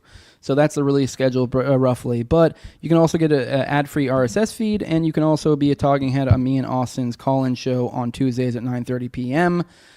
So yeah, it definitely pop in for those. We love it when you guys come in, whether you call in or if you come in as a video call. I definitely prefer the video call. It's a lot easier. But with that, also my highest level, I read them off every episode. My co-host and Tower Gang at Tower Gang Toad, also at AbragateDs, at COVRACK, at _Infinite Seal, Tim Tuttle, at Jolly on Cleveland, Will Bell's, a delicious blueberry rabbit eye wine, then big fan of the show, Torn May, and at INWARD Lover. Make sure to follow me on Twitter at Tower Gang Jose, and that's where you can tag me, and I will likely bring up stuff. I had multiple tabs that I was going to go into from you guys. I'll save that for the next one.